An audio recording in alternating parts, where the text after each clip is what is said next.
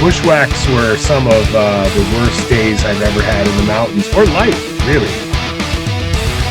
Whereas Panther Mountain is totally opposite. It's a mountain on top of a crater. I think the weather challenges on this incident were particularly difficult. It was really the development of New York State. Catskills were responsible.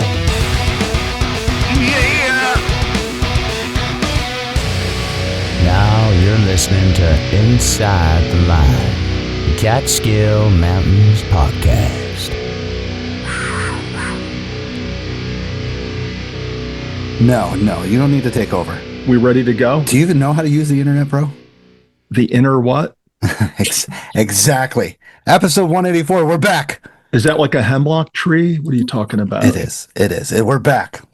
Sorry. We're back with a vengeance. There's 4 of us tonight. I know. This is definitely interesting and awesome at the same time. We're out-teamed. So tonight, we're going to have Joanne and Kate Henderson join us. Kate had a rescue up on Dry Brook Ridge. How many weeks ago was this? That was 7 weeks ago, end of June.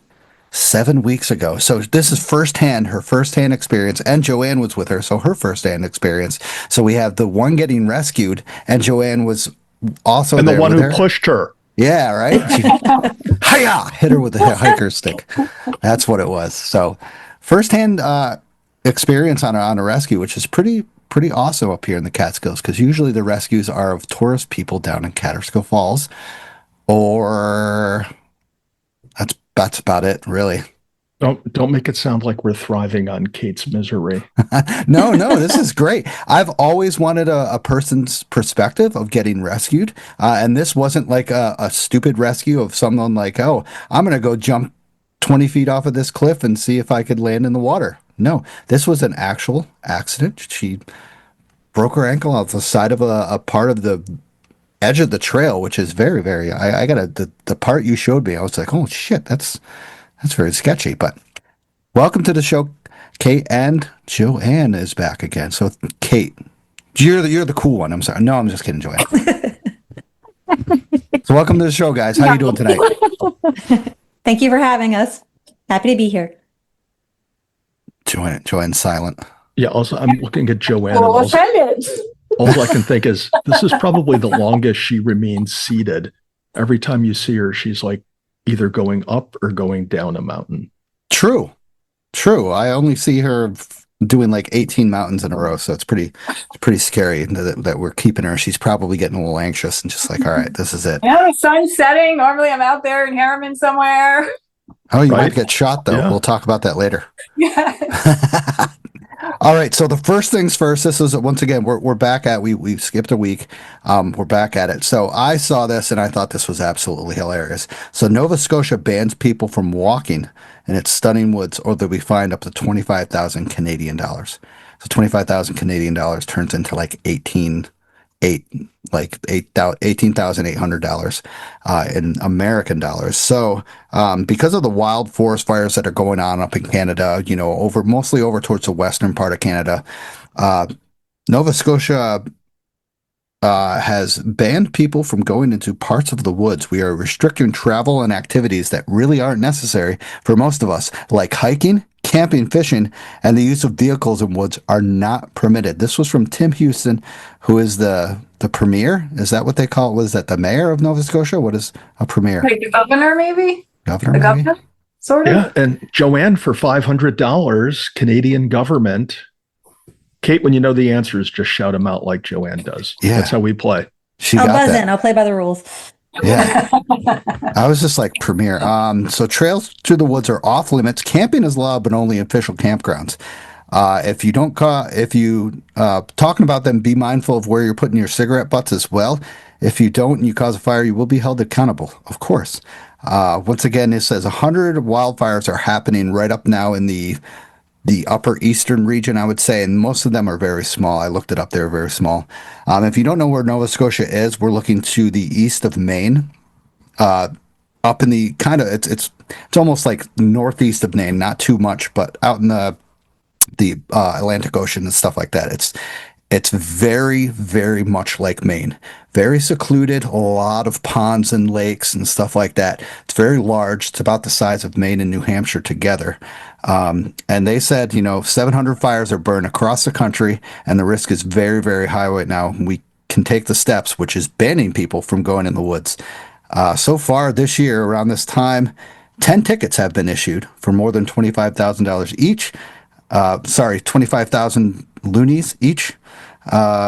Loonies. How can you take an economic crisis there seriously? The loonie is down. When you say that they've issued 10 tickets, to me that sounds like everyone in Nova Scotia was busted. True. I was looking at that too. I was like, how many cities do they have in there? Yeah. How many people do they have? And what's the point of keeping the campsite open if you can't go camp or hiking? Yeah. What do? You just sit there, you look at the woods, but you can't go in the woods. What's with that? I wish I Joanne, can could. you make sense of that? No She idea. can't. Yeah. That's And when you're crazy. sitting there by the camp, you just make more fire. So that means you're just causing the fire to continuously go, causing more embers in the air.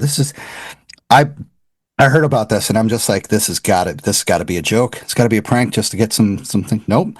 So, they were basically saying that two major wildfires this year has destroyed hundreds of homes around there and more up towards Western Canada, and they are taking the necessary precautions to prevent wildfires from happening. So if you go on a Google map and stuff like that, you can once again look at Nova Scotia, and it's heavily forested with the pines and stuff. So it's dry. I got to admit, it's very dry. Only during the late fall, winter times do those storm system travel and hit up and towards those areas. But this is just beyond what I can comprehend, saying that people are going to be banned. And I actually watched a video of a guy at like one of the kind of like I would say a forest ranger station. And he's like, I'm going to go walk into the woods on my own and I'm going to see if I get fined. And he's like, I got people right here looking at me. And he did it. He walked in there and they're like, come on, we're going to take you back. They were very nice and respectful, just like Canadians are. They were like, we're sorry we have to do this, eh? And like, these loonies are going to make you down and stuff. I just don't understand the loonies, but I did hike up. I'm sorry. Go ahead. God, no, Kate, please go and jump in. I was just going to say, just can confirm, I was hiking up there in Cape Breton National Park around this time last year. And yeah, very, very dry, where you can kind of like smell, all the pine and the duff. And where I hiked out, went into a bay, not the Bay of Fundy, but another bay. And there were gorgeous, backcountry tent platforms back there. But I can imagine that being very difficult to regulate. Do you think they kind of have like I wouldn't say a population problem like us, but like people coming up there that are inexperienced that could start these massive fires? Or would you say these people are more dedicated people to hiking in the woods and camping in the woods? I don't know the area that well. I know that where I was at in the national park, very remote, and the few establishments that were there were very touristy. So I imagine, it's probably a vacation destination for people who don't hike on the reg. Interesting.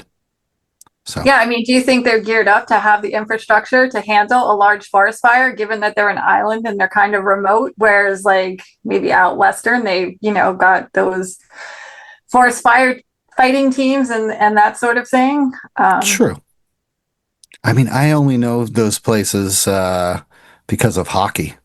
Halifax, Cape Breton, stuff like that are hockey teams in the QMJHL. So yeah, all of Canada is hockey country. Okay. All I know is that province now has 180,000 whatever more bucks to fund its firefighting program with, thanks to the 10 people that went out and made those contributions by Good going point. for a hike. What do you think the fine's going to be if you're caught hiking off the discreetly marked trail on your way to Friday? What do you think the fine's going to be, Kate? You familiar with this topic? Are you out of the hiking loop now? Have you banned yourself from all things hiking? How about Joanne? Give Kate a little help. Let Kate answer Kate, we finished her just the couple weeks right before this accident, and Katie was up and we did those 4 peaks together for her 3,500 finish. Nice. the pre-marked Friday. Yeah. Yes. Pre-marked. I wonder what they're going to fine us if we go off the discreetly marked trails, whatever that means. 18,000, some hundred. What'd you call those again? Loonies. Loonies. Yeah. For the loony bin. The loony bin. Why not? That's we should name that, rename the podcast the Loony Bin. I think some of our listeners already have. Oh, hell yeah. So the current population of Nova Scotia is 1 million as of 2025. So that's during tourist season. It's actually very popular, I guess. But can you imagine that we live like next to the New York metro area, or we are in the New York metro area with literally millions upon millions of people? Yeah, and they only have 1 million up there. Pretty cool. So they're going to get a lot of money. Good for them. Soon we'll see that here soon. So speaking of the lower populous areas, Harriman State Park. Joanne brought this to my attention. I saw a bit of this, but I dug deep today because this is the first day I've had that's freaking been low key. So apparently hunting is going to begin in Harriman State Park. Harriman State Park has announced that they are allowing hunting from the PIPC, the Palisades International Park Commission, and New York State DEC. And there was another one, Joanne. What was it like? It's a very long New York State Outdoor Research Historical something OHRC or something like that. Yeah. Long thing. So they intend to allow hunting in mostly densely trailed, geologically challenged, and heavy visited section of the park to control the deer population. And then at Tad or to control the hikers. So they want less hikers. That's true, actually. They've determined that the deer have severely and massively degraded the forest there. The deer have freaking taken it down. Permits are broken up into permitted zone for a total of 350 permits. Now, some of these trails down there I'm not familiar. This is what I took. It's mostly everybody here tonight is familiar with the Harriman area, are 0.2 miles apart, while some are average of half a mile apart. So not that far apart, like we have in our Catskill areas where they could be miles or, miles actually, yeah. Hunting is only permitted once in Harriman in its 120-year existence for the same reason as it was laid out now, for 2 years in the 1980s as well. Safety was a prime reason, as it was discontinued because of legal and community urging from hikers and advocates for the park's intended use and mission. Now, this is the 1980s. It's only gotten popular. That's a legitimate reason to start it again. Like, oh yeah, let's start it again when it's actually more popular, there's more people, and there's more idiots out there with guns. Not saying that everybody has a gun is an idiot. Don't take it that way. Many people have talked about this, had voiced their concerns, disapprovals of such. The goal of management efforts is to maintain the white deer population within the park at a level appropriate to support forest regeneration and resilient national communities, enhance the habitat for forest, wildlife, and provide for a safe and enjoyable recreational and educational opportunities. So now 350 permits. Do you think how big? Once again, I'm not familiar with Harriman. How big is Harriman? I'm not sure offhand, but so the 350 permits are going to get divided over 5 hunting zones, and those 5 hunting zones make up 38% of the acreage of Harriman. So it's not the entirety of Harriman. So it's the northern portion of Harriman. So if you got to have hunting in Harriman, there are a couple of the zones which I'm like, okay, that seems reasonable. There's one zone that very much concerns me, and that's zone 5. So zone 5 is very dense with trails. It has 2 lean-to shelters that are incredibly popular with the backpackers. You have a number of mines that are off trail that people love to come visit the Harriman mines. You've got the Appalachian Trail passing through in zone 5. And you've got an area literally called Times Square because of the number of trails that converge here. So you're going to introduce hunting into this zone. Seems a little crazy to me. But if you flip it around, does a hunter want to be in zone 5? Like when he knows zone 1 has no people? True. I gotta call timeout here, folks. Okay. So they claim they have this problem with overpopulation of deer in Harriman State Park. And to curtail the overpopulation, they're going to let 350 armed individuals go out and shoot deer. Right? Armed. Okay. Like how you put So that. this is all making sense, sort of, until you interject that there's so many fucking hikers and so many trails. I go out and hike in the middle of nowhere in the Catskills. I don't see a single deer all day long. Correct. Okay. And I'm the only one within miles. Yet here at Harriman State Park, it's like the only place in North America with 20 million hikers, I think all from Nova Scotia, by the way, they come down here, right? So we have all these Nova Scotian hikers spending their loonies in the area, and there's apparently all these deer. Joanne, I mean, how many deer do you actually see? Okay, so last night I went out in the park and I told my friends, I'm like, okay, tonight I did actually see more deer than people. I saw 2 deer and I saw 1 AT through hiker. Okay, see, there you go. Did you have Well, your that gun? Did you have a person's permit? Did you have a No, I permit don't and a have my gun? permit yet. Oh, so you are getting a permit. You are going I to go out am and looking shoot. into taking. I am looking into taking the hunter education just so that I can understand better. And you know what? If I take a permit away, then that's only 349 hunters out there in Harriman. So the deer can starve to death over the course of like 9 months, as opposed to getting taken out that in is one one of their shot. arguments, is that the deer are malnourished Yeah. out Really? there. Oh, we're going to We are talk doing about those yeah, deer a favor. yeah, we're going to talk about malnourishment soon. I mean, I've been to like all the corners of Harriman just from some of the volunteer work I do, and I can tell you like 8 or 10 areas where illegal hunting is happening, and they are nowhere near Zone 5. They are way out in the remote areas. Yeah, because there's no trails. There's no trails. Yeah. That's where the deer are. Deers don't need to take an education class to learn how to hang out in Harriman. The hunters, though, apparently they do, so they know which end of the gun to point at the deer. Okay. Jesus. Right? Oh, really? That end? Yeah, I never would have figured that out. So, Is this the trigger? yeah. I just don't get I'm that. trying to figure out how they're policing this. How are they policing that the hunters that are assigned to Zone 5 are going to Zone 5 and they're not going to Zone 1, which is nice and quiet? You know what I think? I think in Harriman, they should have people like just a mass event, general admission event. Everybody gets a shovel and a bow and some sticks, and they go out and dig up old Native American arrowheads. Look at this guy changing the subject. And then, all right. and then go out and shoot all these pesky deer that run in front of your car as you're going 95 miles an hour winding around Harriman State Park.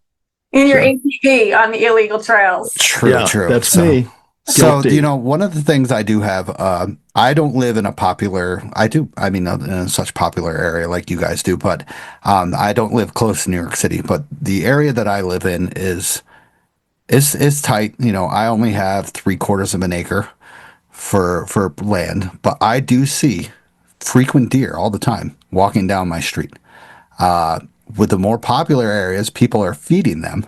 And then they're walking in the street, and then these deer are like, oh shit, they're going to feed me every day. I might as well come here every day. So I can see why they're popular down there in the dense, more, I wouldn't say visited, but backyards. How far is Harriman from local backyards? Backyards go right up to the park. So there's people just throwing corn out there and stuff like that, wild bird feed and stuff like that. And that I understand, but once you say, there's those areas of zones, I have a feeling they might be smart about it and put like a certain amount of people in Zone 5 where hopefully they'll be like good registered people that can shoot good and not be like, oh, something's moving, bang. All right, so It's all going to be done by a lottery system. Yeah. So for all of you wannabe Harriman hunters who don't win the lottery, come on over to my house. There's not going to be a lottery. I'll give you free coffee.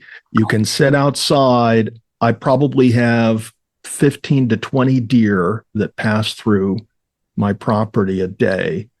And yeah, it's a shame, but you can see that there's just not a lot of stuff around here for the deer to eat. So Yeah. I think they're suffering, but I also think it's kind of ridiculous to allow deer hunting in one of the most heavily trafficked areas of Harriman State Park. That makes no sense to me.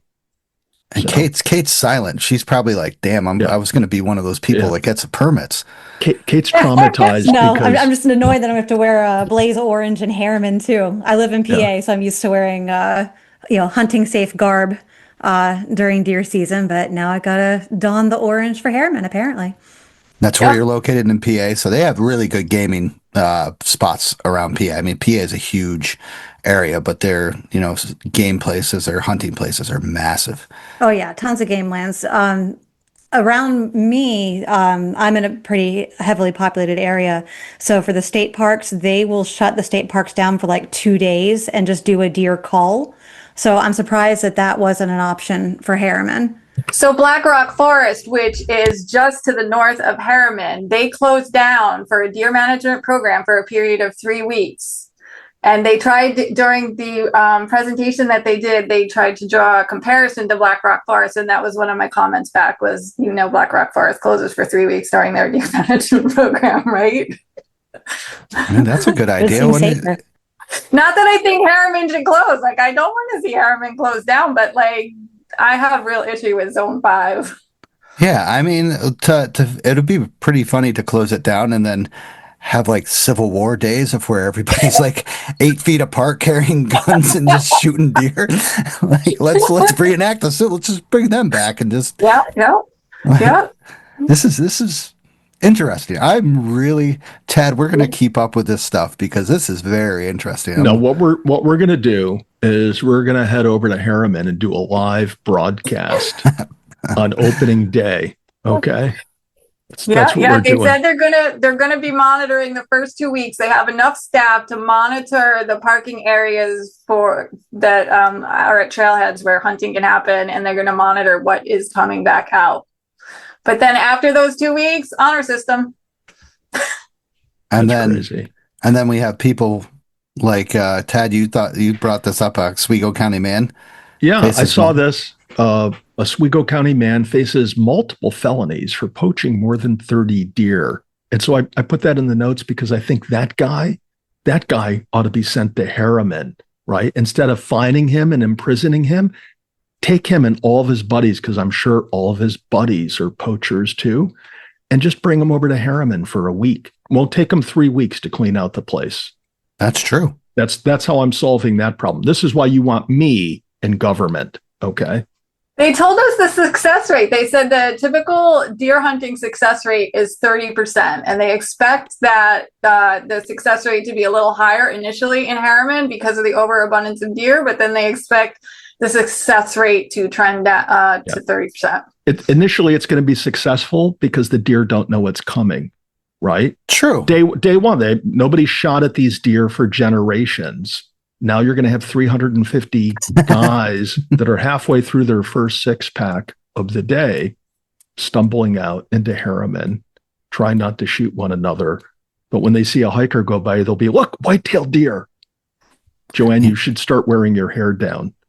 Yeah, I was just going to say, you got to dye your hair now. Yeah. And I definitely won't be bringing my little white dog with me. What's that on the back wall next to all those blue ribbons? Is that an antler set for you? Is that like an antler hat? What's going on, Joanne?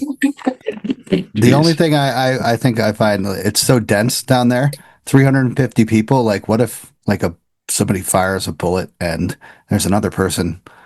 I mean, I wonder what the consequence of being the distance away from another. You can't really tell. Like, is everybody going to have like a GPS tracker and they go out to a certain area? Like, well, you're required to be 150 feet away from a trail to shoot. Okay. But some of those trails run so close. Yeah, you're going to shoot towards the trail. I mean, any way you point your gun. I mean, I've looked at those maps. You're literally pointing at a trail. Yeah, that's crazy. You know what? Really, the sad part of this is the family that goes there not knowing, and they go with young children, and they're just completely caught off guard. Yeah, that was my other comment that I made during the webinar, is that the communication has not been good. Like, I barely found out that webinar was happening, and I am like all about Harriman. We're 10 weeks away. Yeah, it's crazy. All right, let's move along because it looks like we're boring Kate. She's yeah, like, I was gonna say, and then why you put all this stuff on here, man? I want to get the Kate stuff. So there's two things. The one is that bull moose that had been blocking the Goodman Mountain was humanely euthanized on Wednesday, August 6th, according to the state DEC. This follows 2 months of trail closure as the moose remained entrenched near the mountain's summit area. The moose was emaciated and showed advanced signs of disease. So they got rid of that poor moose. All right. So who here, Kate, were you aware that in New York State, in Western New York, they are going to throw out rabies vaccines into wooded areas? Are they going to do it like the way I give my dog a pill and a piece of cheese?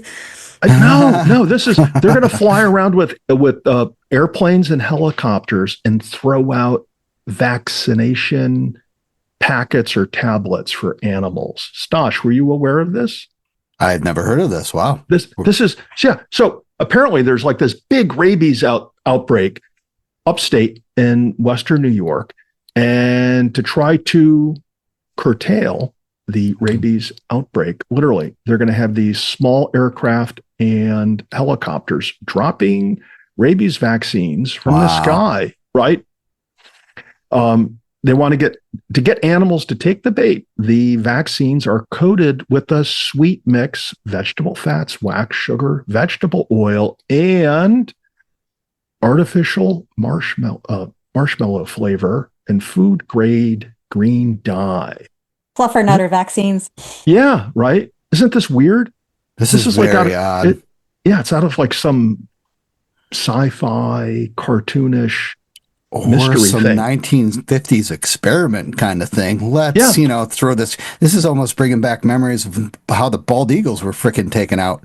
Right. So you go out in the woods with your family, your kids 50 feet in front of you. They grab a packet, they put it in their mouth. It tastes like marshmallows. They chew and swallow it. And then they see another and another and another, right? Because they'll be all over. They're scattered all over. So it says here, eating multiple baits might make an animal vomit, but one won't hurt them.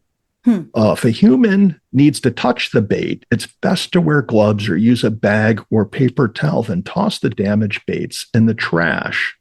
Good Lord. Yeah, but that still doesn't deal with the young kid eating it, right? Unknowingly. But there's got to be some test experiments and stuff like that with this day and age. Really? Seriously? You think so? The government, like all these government agencies have been defunded and shut down. Why a freaking marshmallow favor for animals though? Yeah. Well, all I know is when I go to Harriman with my permit, I'm going to go make my hunting outfit out of marshmallows, and all the deer are going to come running towards me and just bang, bang, bang, bang, bang. I don't care if I'm on the trail or off the trail. I'm just going to take out deer like that.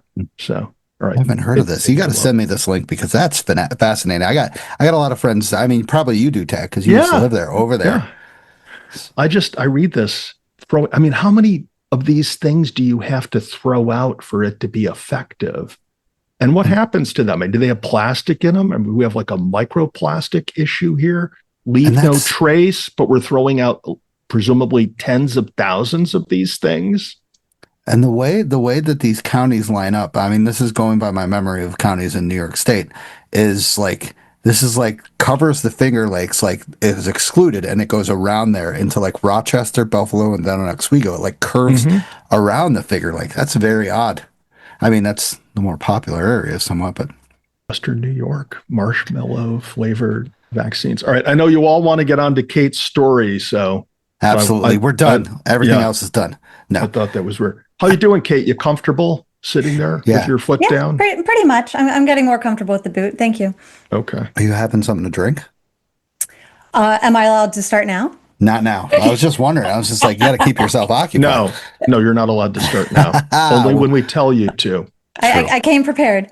Oh, good. God, I love it. I love it. So thank you to the monthly supporters, Jeff Chalk, Vicky Ferrara, Mikey S., John Comiskey, Summit Seekers, Desert City Radio, Betsy A., Denise W., Tom H., Vanessa, Jim C., and Eric, thank you guys very much for supporting the show. You guys are keeping the show alive.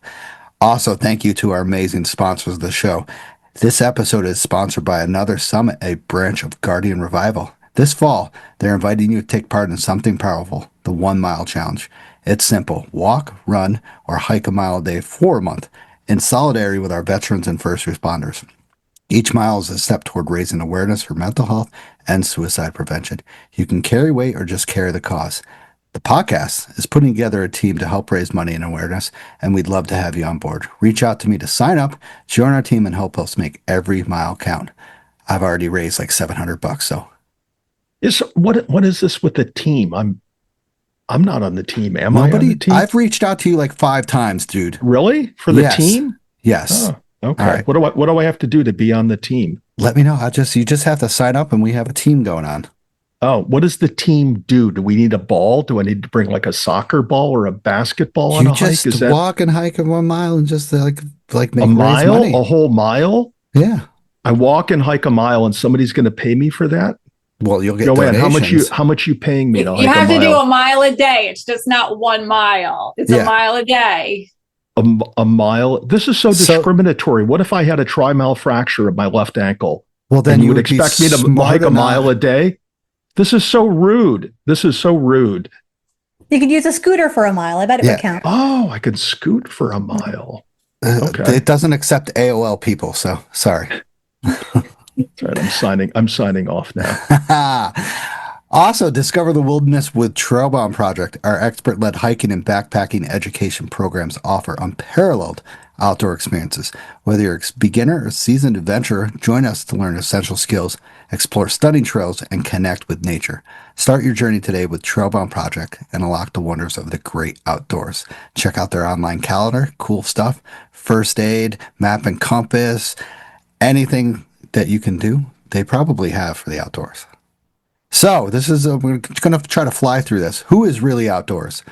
Mention the podcast on one of your hikes through social media, and we'll chat about it on the show. Tag us by typing at ITL Catskill MTM podcast on your post. So Daniel Passes did the 6. Great collage of the 2 summits and the canisters. Did a great post on Instagram about that. Nailed it. I got to get back to doing that maybe. I haven't done it in a very long time, so I'm getting old. You haven't done the 6? In a while, in probably like freaking 6 years. 6 years. Interesting. But I'll get back. I'll get it sometime. Just Skate, aka Cat. I think I thought it said Scat at first, but it said Just Skate. Cat was up on Wittenberg and Cornell and looked like she enjoyed some tacos somewhere. Cat, get back to me. I want to know where those tacos were from. Did she have them on trail? Were they trail tacos? No, there was after. It was a post hike. Oh, okay, cool. Looked good. So it looked incredible. A lot of these people, unfortunately, had the incidences of the fires coming in from Canada. Mm-hmm. So everybody had obscure views, which I feel sorry for. So, Long Island hiker Sean is this was as of this tag was day 130, 388 miles left. He's up in the White Mountains. I thought I was going to run into him, but he was over on the Presidentials while I was over on the Pemi Loop. So I should have just ran and caught up to him like those crazy hikers do. Awesome stuff. So Daniel Passes was also about Balsam Lake Fire Tower, ripping it up again. Let's obscure views from the smoke. Pink Pody 818. Tracy had a long ass day doing Romer. She always has those good words. Cross Mountain and Mount Pleasant, starting at Woodland Valley and ending at Lane Street. Awesome, beautiful hike. It's very secluded. Not many people use that now unless you're really doing the long path or crossing up, doing some redlining. She also went to Connecticut a couple days after or a week after that to do a hike in Macedonia State Park. Recommends that doing 3.8 mile hike just for fun. It's good stuff. Also, Tad, what do you want to say, buddy? Oh, it was, according to her posts, it was her birthday weekend or birthday week. So happy number 45 to Tracy. Yep. The big 4-5, according to her Instagram post. I think she might have gotten the age wrong, but we've got it in our records as number 45 for her. It's 23. 23. Well, 45 is the new 23. Yeah. True. Joanne, Oh. don't look so bored. This is I know. fun. Come on. Yes. There you go. That's it. Get back I into love the listening to conversation. everybody's hikes. I know. It's great to see everybody out there. Yes, I like Yeah. to Have see you what done people have are you done doing. the Romer Mount Pleasant Cross Mountain hike? Yes, I have. Good. Of course she has. Yeah. Joanne, I think, is working on her all trails. Yep. Yeah. That's a pretty cool hike through there. Yeah, it's secluded as heck. I love it. Yeah. And then it's overgrown at this time of year. It's very overgrown at certain places, but that's what makes it fantastic. Yeah. I think it definitely. does. I'll have to talk. I'm not going to do my whole thing on New Hampshire, but I got to talk to you about some stuff in New Hampshire. Off in the Woods, Sean was off in the woods on Twin and Indian Head, 11th and 12th Peaks done, moving right along. He also went up and did Big Indian and Fur on what he called a soupy day. And I now relate to that on hot days. This is awesome. Soupy day. You're freaking drenched like soup. Nice. Accurate. Accurate as heck. Like that is, I've never heard that before. And he said, I'm just like, oh, wow, this is actually my You new feel term. like one of those croutons in the top of your French onion soup. But kind of sometimes when it's too hot, I wish I could decay like those croutons. I feel like I am. Yeah, Right? true. As the day goes on, you just kind of like True. get wetter and wetter. Yeah. Catskill Mountain Brew, Scott went up Big Indian Fur and South Double Top, battling Nettles, of course, and then went up Blackhead with Zorro, his dog Zorro. So killing it out there, Scott. Scion 72, good old Sean did the Burroughs Range loop with Queen of the Catskills. He said he got out a little late. I don't know. He didn't explain that was. I don't understand. So Sean always messing with my freaking head. I'm sick and tired of that guy. I don't know, but I love him. He's a good guy. He always complains about my trail. Well, go do all your own. Oh, he doesn't have to do trail maintenance on Mountain Trapper because it was a whole freaking road. I love you, Sean. So, Joanne, you did something. Why don't you say what you did? Because I was up in the whites. I kind of tried to get it and I couldn't get it. I think I was in the whites like right before you. I did some of the same peaks as you, so I probably tagged you in my white mountain post. Ah, nice. Well, I'm going to want to hear if you heard about that problematic bear that's out there on the Temi Loop. definitely did. Okay. Definitely did. We'll talk about that. Okay. Nature Attic lady took some amazing pictures. So she was Diana. As always, she was out there somewhere. She never explains where, which I understand. She led a hike. She led a sunrise hike out to Giant Ledge. Those photos were gorgeous. Yeah, that was. You did it for the Catskill Center. Yeah, and I was wondering where she did it. I didn't know if that was the case and stuff like that. So yeah. So awesome stuff. So Vicky F49, Vicky Ferreira, one of the supporters of the show, went up Table and Peekaboos with Mo leading the hike, doing it for the 3500 Club. Thank you guys for volunteering and giving these people a great experience going up Table and Peekamoose. Great hike. Unfortunately, Peekamoose is getting overgrown. Chaotic Quixotic. Lisa went up Haystack Mountain up in the Adirondacks. Looks like she's knocking off all those 46ers, so good for her. She killed it. Glad you can get up there on a good day and hike. That is a fantastic Instagram handle. Lisa, I don't know you, but Chaotic Quixotic is awesome. Right? Yeah, I like that name. I said it wrong the first time. I think you thought she was a guy at first. I did. As I remember. God damn it! Don't bring that up. Yeah, I'm here just to embarrass you. That's my first assignment on my contract. I'm going to write that down. You know how many times I've like almost like jumped out my freaking second story window because of that? It's horrible. I feel so bad. Yeah. I'm an asshole. Tell it to your therapist. I know. I got like 3. One for the freaking podcast, one for my job, and one for my normal life. So they're all pretty cool. So Long Island hiker Sean just hit the New Hampshire Maine state line. This was another tag later on, and he's going up into the Maine. So we probably won't hear from him for a while because he's probably going to hit the 100-mile wilderness soon. He's motoring. He is, and I can't wait to see him finish. And we'll get him on the show for his experience. Definitely. Yeah, hopefully he'll talk when he's on the show because I don't think he talks in any of those posts. That's holy shit. We'll get him on the show. He'll just sit there. Good point. Like Joanne is right now. Yeah. Being quiet. Okay. Last one. Catskill Mountain Brew. Scott did the 9 on a hot day. And my big question is, and I think this was him, who the fuck was hiking in sandals? Did you see those pictures? I might have, but Mo Lemire hikes in sandals all the time. Mo does, but I think Scott was hiking in sandals.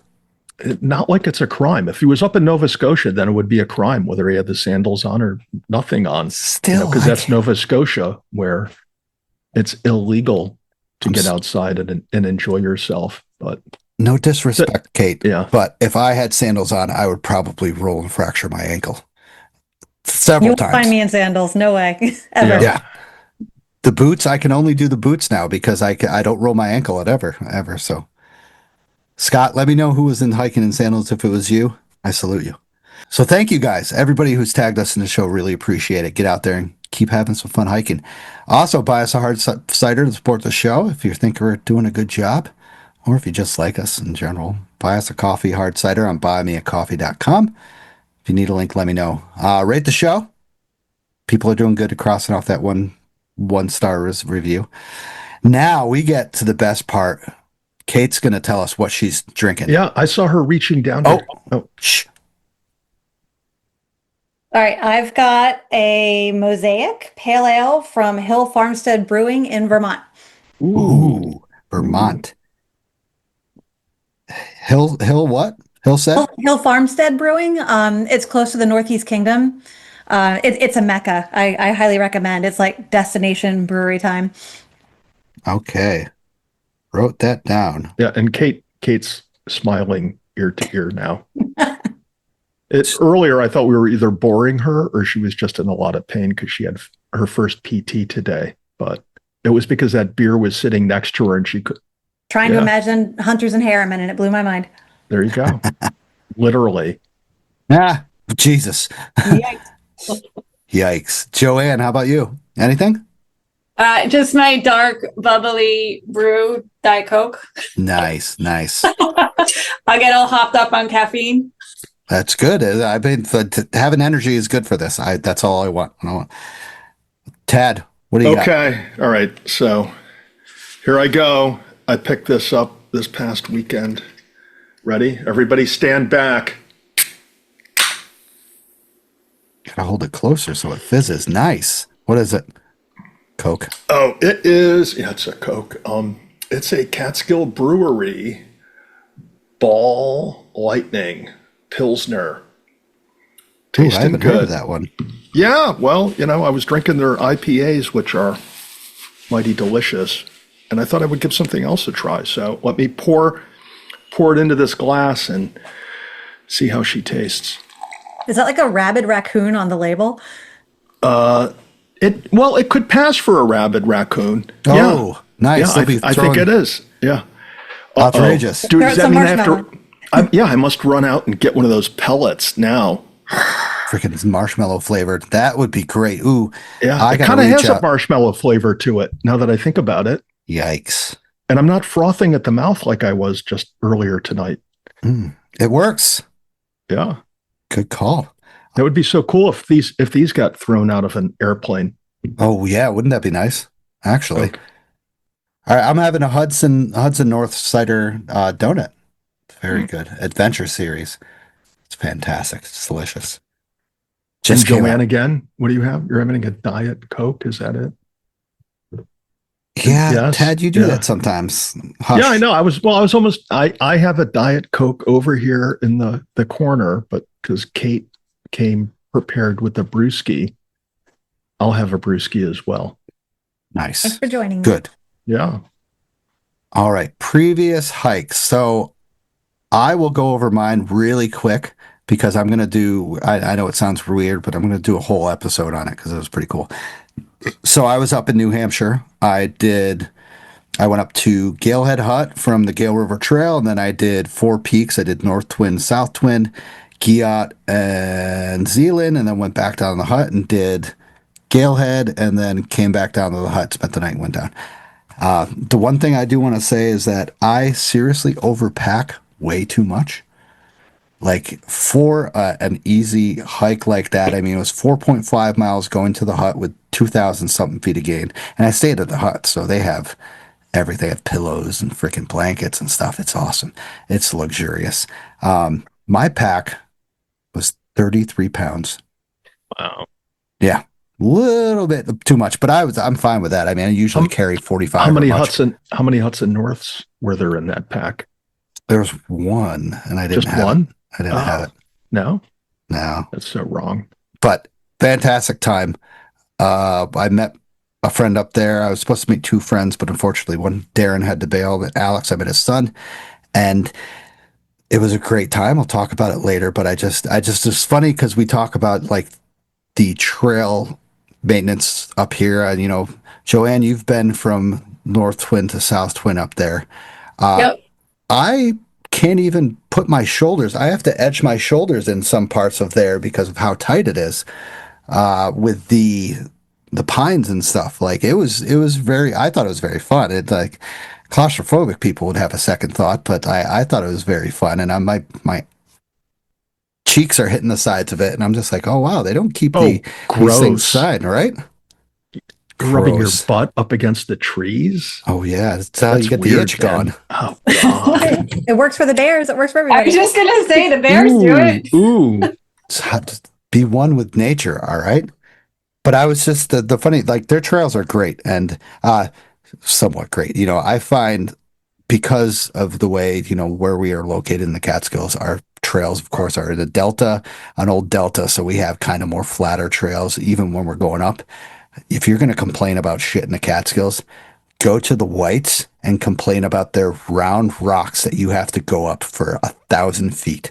Like you will stop bitching and complaining about the Catskills and you'll be like, man, Becker Hollow is fine compared to going up freaking Galehead to Twin. Yeah. All right. So we're going to go to Kate. Kate, you've been up in the Whites hiking, right?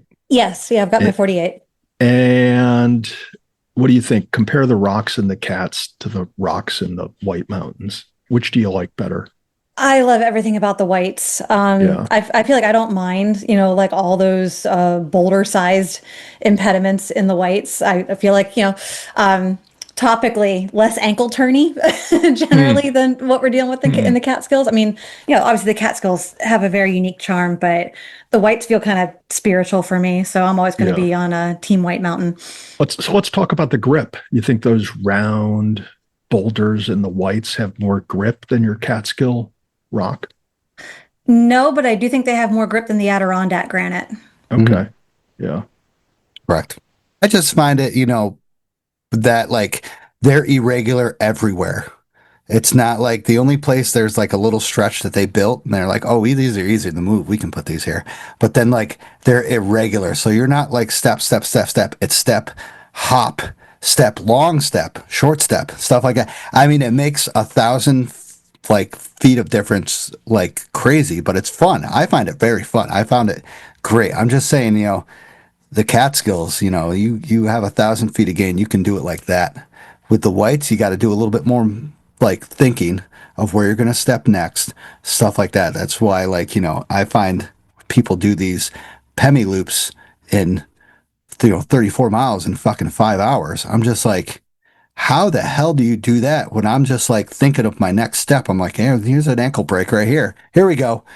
But how luxurious do those cruisy bits feel then? Like when you're on the ridge heading to Lafayette or between North and South Twin, like it's glorious because you don't have to think anymore. Yeah, exactly. And I had a fantastic time. I'll talk about it more on the upcoming episodes, but it was just, I love going to those huts because number one, I get fed, and I have a bed. I don't have to think. And I had the experience of I had the bubble. The bubble right now of the AT thru hikers is definitely in the Whites. Every time I was at the hut, there was at least 6 AT thru hikers there. I met 4 or 5 on the trail and stuff. So, I mean, if you all know what the hut for or work for stay stuff is, it's a tough competition. It's really, really weird. I don't understand it because you have to arrive after 4. So if you get there before 4, you're screwed. And then if you get there after 4, you're okay. But then if you have to get after 2 people, you're screwed. So once again, at Galehead, it's not like you can camp right outside. Your next campsite is Guillote, which is like 3 miles away. Or you go down to the 13 Falls, you got to descend 2.5 miles down, over 1,000 feet, or you go down to the campsite on Galehead. Like you're it's kind of difficult. Or you stealth camps, which is, there's a bunch of places, but I felt sorry for some of them because, like they're sitting there and they're like looking at each other like, I'm just like, we're going to see a fight like this. And That then, takes all the fun out of hiking and backpacking. well, I have a feeling that New Hampshire takes out of the fun for the AT thru hikers. Because like when I met them in Shenandoah, they were loving it. It's nice and coasty, go up and down, up and down. But when you get to New Hampshire, it's freaking up and down, and then back up some more, and then down. And these guys are just but don't you think they're really, really in good hiking form by the time they get to the whites? They've gotten rid of all that excess weight out of their pack. Their legs are strong. Yeah, I think by the time they get there, they're ready for it. But what do I know? I've never hiked the AT and probably never will. True. Yeah. Oh, well. I just felt that they weren't having a good time just because of the kind of like they had to plan everything. And then if somebody took their spot, they're screwed. Yeah. So like, that's wrong. Yeah, it is. But that's what happens when 1,000 to 2,000 people are hiking the AT at the same time. But anyway, who's next? All right. I'm going to do a quickie unless it triggers Kate. I mean, is this hiking talk okay for you? This hiking talk is giving me life. It's all fine. Okay. Because I want to be sensitive to your situation. Well, I'll tell you, when I was in the White Mountains, because Katie's like the expert of the White Mountains, I was like texting her, I need a sneaker hike for tomorrow. What can I do tomorrow that I only need to wear sneakers because I need a rest day? And then she would just like spitballing ideas until we found the perfect. Yeah. So she's great for helping you plan your hikes. Cool. Yeah, no, awesome. I need the hiking methadone until I can hike again. So it's all good. There you go. All right. Well, this is the place for the hiking methadone. And speaking of hiking methadone, I did probably my favorite hike in the Catskills 2 weeks ago, hiked up the East Branch, strolled up the backside of Friday and banged out the 6 because I was kind of continuing that theme of checking out what has become of the unmarked trails on the trailless mountains in the Catskills. And as I'm strolling along from Friday over to Balsam Cap, I hear a voice going up Balsam Cap, and I'm looking around and I can't see where this voice is coming from. And then somebody says, up here. And I'm like thinking, what the fuck? What do you mean up here? I'm up here. How could somebody be up higher than me? But sure enough, I looked out and there's this guy. He's climbed a tree. He's standing at the top of this tree, checking out the view, right? So we started talking. His name's Manny. I haven't posted the picture yet that I took of him, but I said to Manny, you listen to the next show, and I'm going to give you a shout out for creating your own viewpoint in the Catskills without cutting down a tree. Nice. Yeah. Where is this on again? It was walking up one of the many unmarked trails that head from Friday to Balsam Cap just before the official first view on Balsam Cap is what henceforth shall be known as Manny's tree, which sticks up. And yeah, Manny scaled up this thing and was looking back towards Friday, Cornell, Witt. It's pretty cool. So was it a good view? Did you see the picture he took? No, I took, I don't know if Manny, well, no, he didn't take out his phone. He said he didn't want to drop it. So I took a picture of him. He gave me his cell number and I sent it to him. And I will, between now and Friday, I'll fling it up on my Insta page for everybody to see and connect with. Nice. Manny and Manny's tree. So nice. It'll be discreetly marked when they mark those trails. Nice. Now, what else did you do? Didn't you do something else and you ran into somebody? Oh, yeah. So I, this past weekend, I decided to do Balsam Lake Mountain. And it's strange how I could actually think that I'm going to leave the house, drive all the way over to Balsam Lake Mountain, which is probably the furthest starting point of any hike that I do in the Catskills. And as I'm driving over there, I thought, gee, this is kind of lame that I'm going to go all the way over to Balsam Lake Mountain and just hike Balsam Lake and then head home. but my hip and knee were still rather sore from hiking the 6 the week before, which I don't know if I mentioned it or not. I saw this guy Manny on top of a tree checking out his own viewpoint. Well, I think I did say that. But anyway, so I was up and down Balsam Lake Mountain inside of 2 hours, and on my way back, mentally, I thought that I probably have not done bear pen and fly in the month of August for my second grid. So I thought, well, why not swing over there and hike bear pen and fly? So I went over and I'm motoring up Vly. And then at first I thought it was a white-tailed deer coming down the mountain towards me. So if I had my Harriman hunting permit, I would have grabbed my trusty, what type of rifle do they use? I would have grabbed my rifle. Yeah, I know. Kate doesn't There's know. no rifle hunting in Harriman. You No cannot use a rifle? rifle. What do you have to use? A musket? Is that what they're using? Musket. You can use a shotgun or a muzzle loader. What about muscatel? Can I bring my Sawed-off muscatel? shotgun. Yeah. So no, lo and behold, it was Joanne just like flying down the mountain. I don't even think she was like her feet were touching the ground. She was whoosh.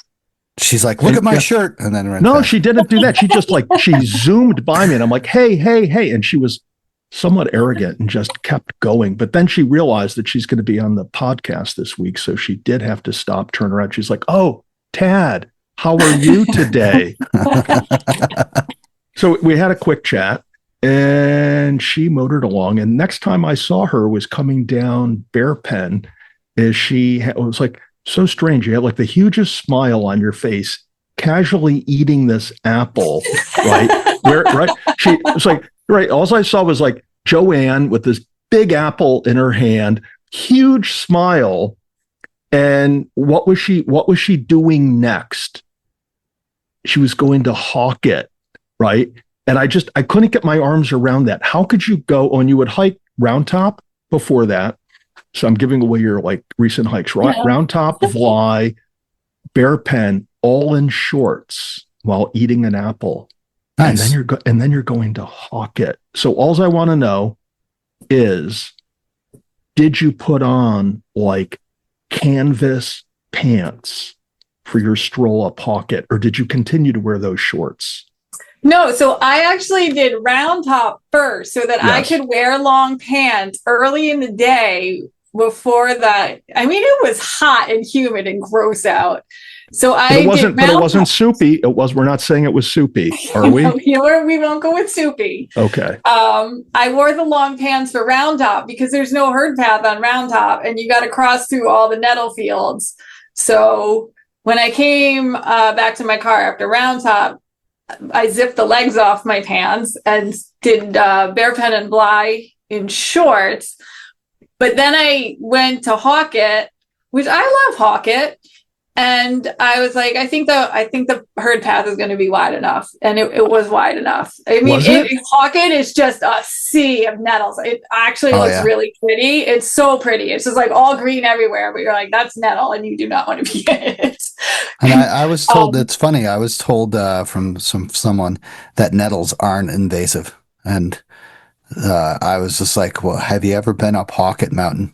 Because the whole freaking side of Hawkett and Sleeping Lion is full of fucking nettles that'll kill you. It's not, you can't say that's not invasive. In certain spots it is. It isn't probably. Yeah. But, Well, I think the next time I see that guy Manny, he's just going to climb a big nettle plant and check out a view from the top of it. Because sorry to interrupt you. I was just like that like Hawkett's beautiful. That is cool to see the trees, and then below it is just grass. It's beautiful. No, it's gorgeous. No, that's wrong. No.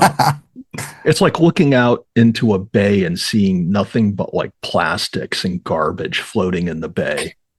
That's what nettles are. There's nothing beautiful about them. No. Keep going on. Kate, where are you on this? Where are you this? We have two in favor of nettles, me subtly against nettles, and Kate, where are you? I think For they're or pretty. against? I think they're pretty. That's it. All right, I'm signing off, folks. So I'll see you next Tuesday. Nice. So Joanne, keep going. What else? You did Hawkett and stuff?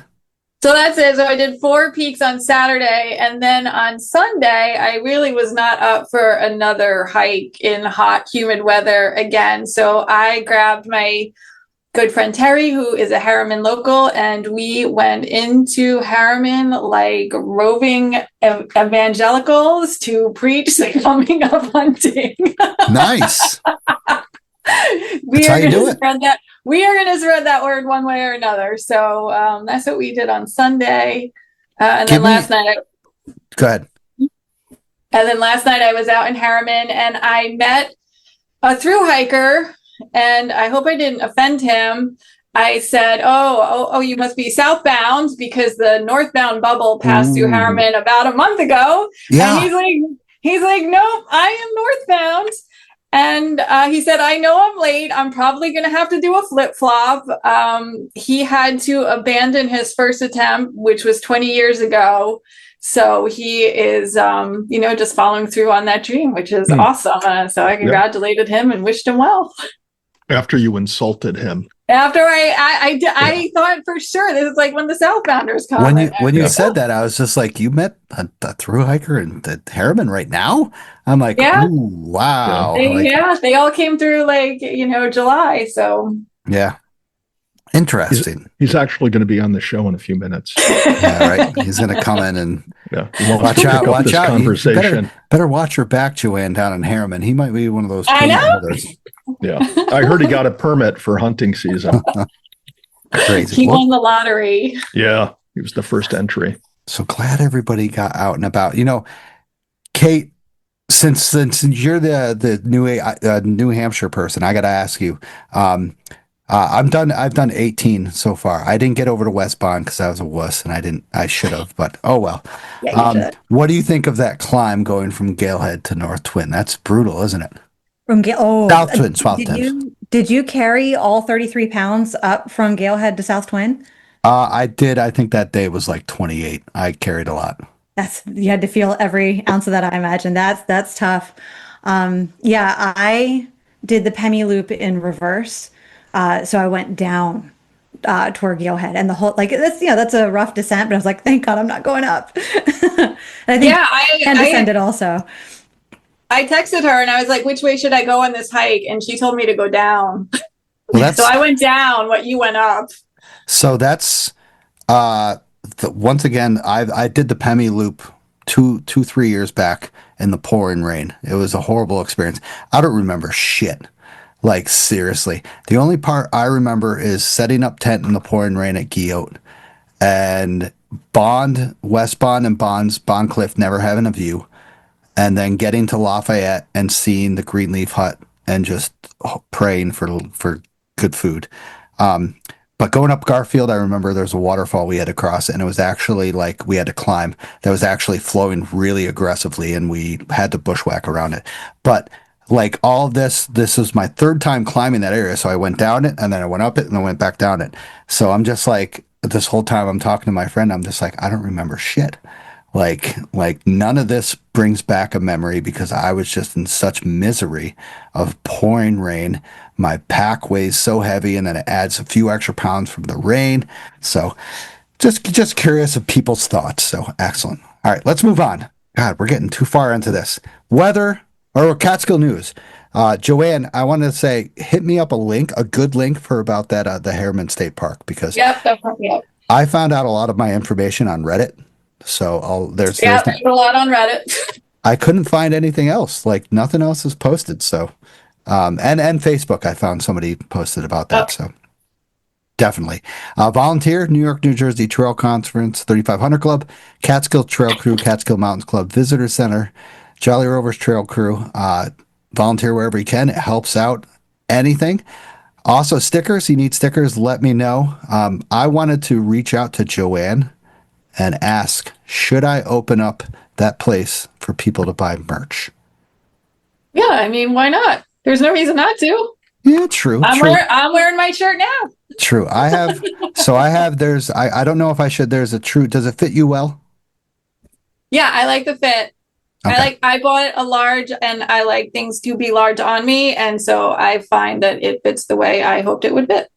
Good. good, because I bought one that was like, it said it a little bit loose or something like that, so it felt a little bit large. But then I realized I purchased the one that said it was loose, and then I purchased another one that said it was large, and it fit perfectly. So I felt good. So Yeah. if you want a link for merch, let me know. I'll send you the link. It's Squad Locker. It's moisture wicking stuff. I only chose the stuff that was moisture wicking, and then there's sweaters and stuff like that. So let me know. Weather forecast this weekend looks to be pretty decent. A little bit of rain here and there. We're going from Twin Mountain today. This time, once again, this is days and days away. Shit's going to change. Friday looks to be a high of 63 and a low of 48 in the morning, with considerably clear skies all day long. Saturday looks to be a high of 63 again, but a low of 57. Not getting too bad. Clear skies until at night, when it starts to rain a little bit. And then Sunday, we have a little rain showers and maybe thunder showers in the PM. Not too much rain, up to maybe a half an inch possible. A high of 63 and a low of 52. It looks a good weekend to get out. So awesome. So we'll go over the last set of sponsors, and then I'll stop it and I'll send you guys another link, okay? Awesome. So discover Camp Catskill in Tannersville, your ultimate hiking store. Find top quality gear, apparel, and accessories for all your outdoor adventures. Our expert staff is here to help every hiker, from beginners to seasoned pros. We also carry a variety of unique Catskill souvenirs and gifts. Visit us online at campcatskill.co or in the store to gear up for your next journey. Adventure starts at Camp Catskill. Also capture your love story against breathtaking backdrops with Outdoor Chronicles photography. Molly specializes in adventure couple photography, and she'll immortalize your moments amidst the stunning landscapes of the Catskills, Adirondacks, and White Mountains. She'll craft timeless images that reflect unique bond and nature's grandeur. Embark on an unforgettable photographic journey with Outdoor Chronicles photography. Don't hesitate to get a hold of Molly on all platforms. All right, so let's get on to the guests of the night. Let's go. So Kate Henderson joins us, talk about her first-hand experience of her rescue up on Dry Brook Ridge in the Catskills. And Joanne's going to join us as well, because she was there with her as a good support and probably just giving high fives and here and there and being like swatting the bugs away and stuff. So Pretty literal with the high fives. Yeah, Joanne brought the vibes to the rescue. see, that's what it's all about. That's what I mean, search and rescue guy. So I kind of would be there for medical, but I also crack the jokes as well. I'm like, do you anybody want a hard cider right now? But so Kate, thank you for joining us. And once again, Joanne, thank you for joining us. But Kate, thank you for, I would say, being brave and doing this, because sometimes, people aren't excited to talk about this kind of stuff happening and they're embarrassed. But thank you. This is really good for a firsthand experience of someone being rescued. So No, I appreciate it. And I think the main driver for me was just to really get into the details about what's involved in a rescue, to sing the praises of the rangers and all the volunteers, because they were impressive. Yeah. And it's once again, it's great to get, a firsthand experience, what you should bring, what you shouldn't bring, stuff like that, back and forth. So let's get into it. A little background about yourself, Kate. Go wherever you want, where you lived, why you did hiking, blah, blah, blah. If you drank, if you, going all over. It sounds like you're a white person, White Mountain advocate. So go ahead. Okay. Yeah. Was it the white advocate? Sounded a little bit weird, but no, white. No. That was weird. I seriously thank you. That's our next show. After this, we're going up against Joe Rogan and God, yeah. And all the sponsors are being dropped. Yeah. Okay, so I guess a little bit about me. I'm not a New Yorker, which I imagine is out of the norm for your podcast guest, I would imagine. I live in Bucks County, which is about a 40-minute drive north of Philadelphia. I'm from West Virginia originally, the Mountain State, and I'm a high school teacher just across the river in New Jersey. Not that I need notes on my own background, but I brought notes so I wouldn't lose my way. Nice. So yeah, I think I got into hiking in 2016. So I wasn't part of the COVID wave, but I was part of the Instagram wave. Insta didn't get me into it, but it just coincided, So So yeah, I enjoy peak bagging, and now I'm very casually going for the Northeast 111. And Wow. then also, it's just a fun one, but the Terrifying 25 in New Hampshire. Hmm. Yes, I've heard about that. That looks good. Yeah. So now, where did you start off hiking in? Was it the Catskills or did you start off in the Pennsylvania area? Because I know they got some pretty interesting hikes in Pennsylvania. There's some fun PA hikes. When I was a kid growing up, my dad would take us to, there's gorgeous places in West Virginia. So like Monongahela National Forest, Dolly Sods, all that. But then I was a horse girl. So that took me away from the mountains and into the barn for like 25 years. So the first hike that got me back into it was a vacation with my husband, and we were, going for a very casual hike in the redwoods, and that just stole my heart.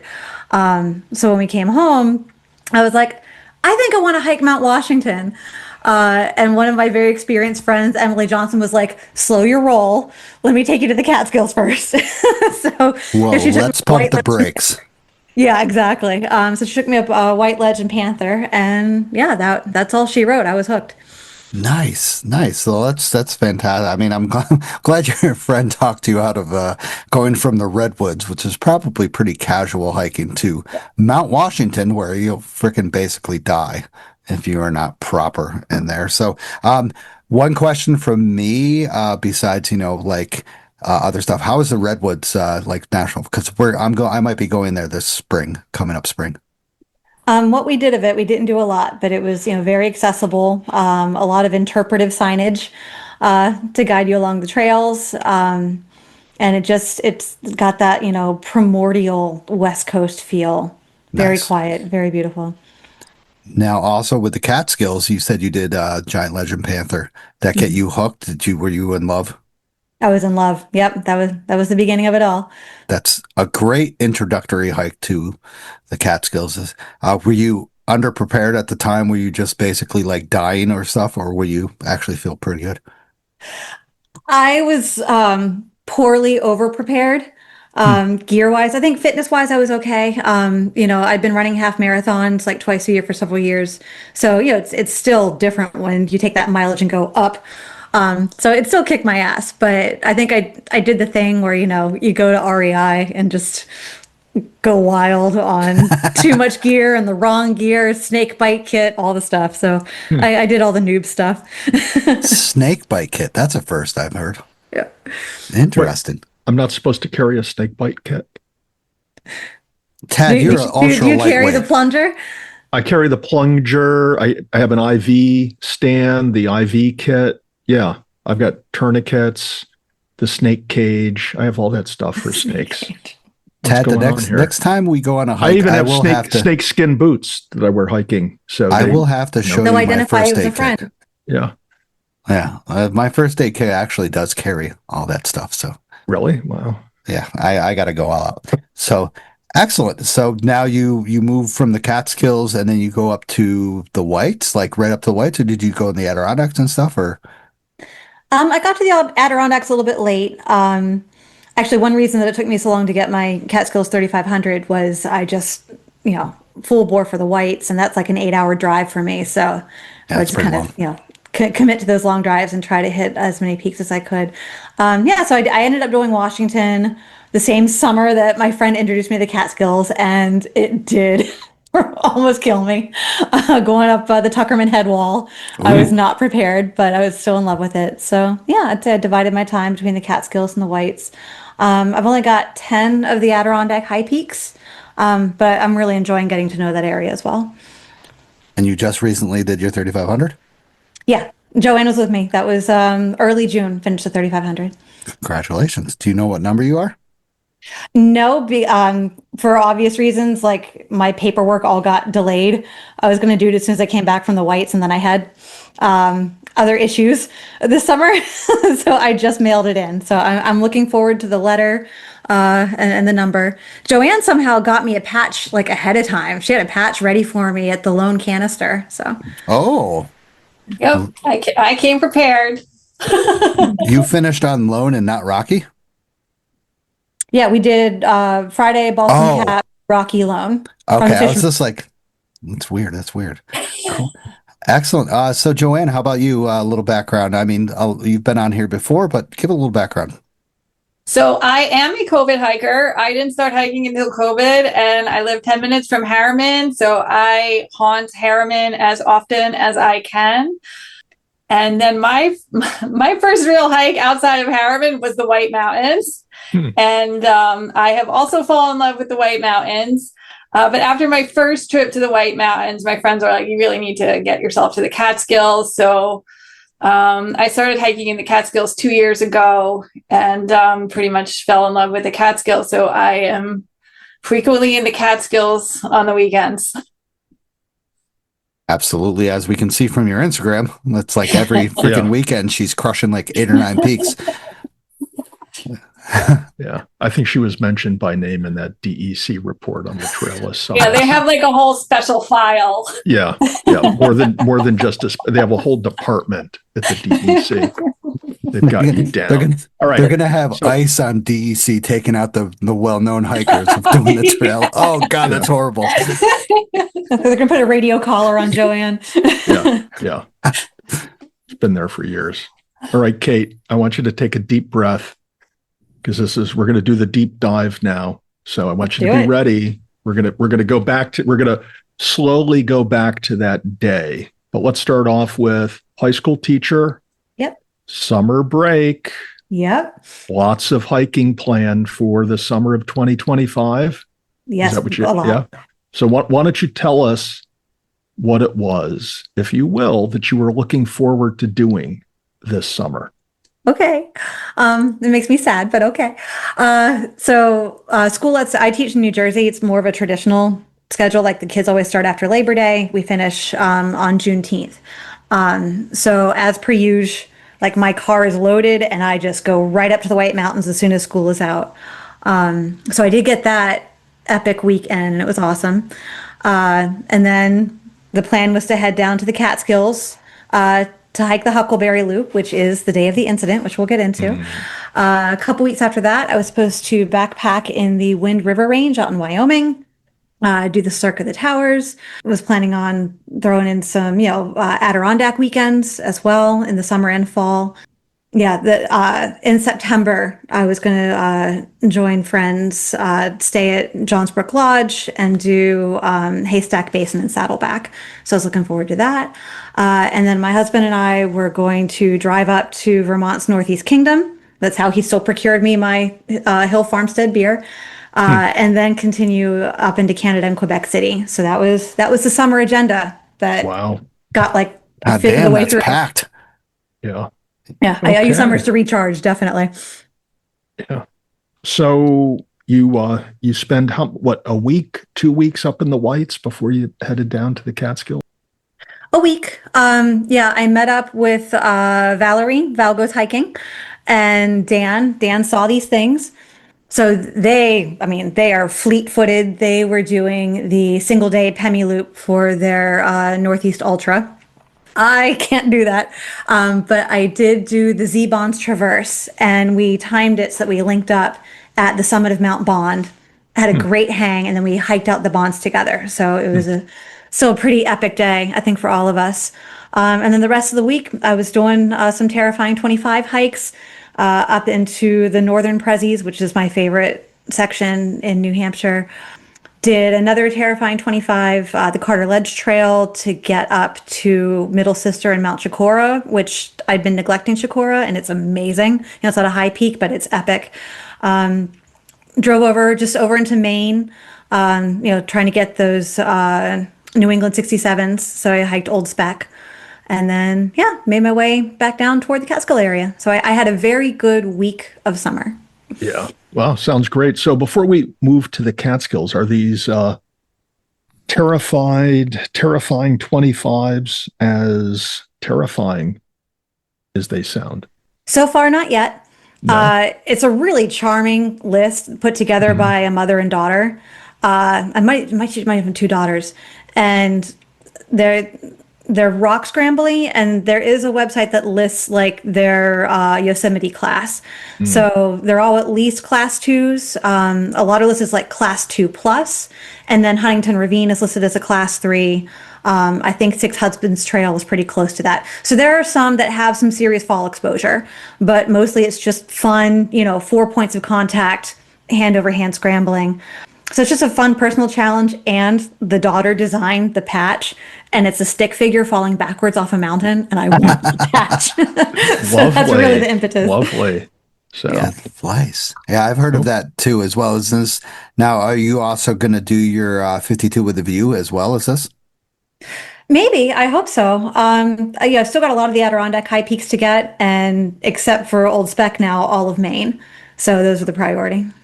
But again, super cash. It's not going to dictate my life. I'm sorry, what's up? Have you heard of the 52 with a view? Yes.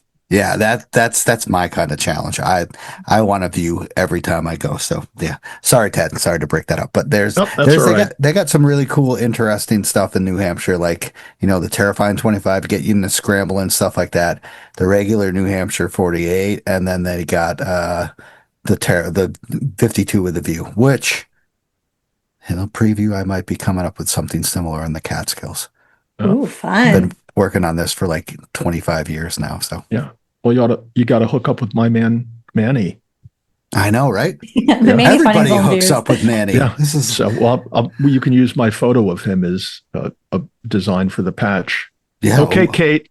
So here we are. You're on your way back from New Hampshire, and it's that day you set out to do the Huckleberry Loop. The Huckleberry Loop is not what anyone would put on a list called the Terrifying 25 or the Terrifying 500 in the Catskills.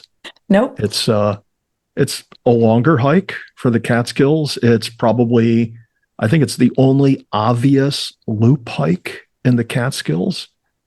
True. Did you ever hiked it before?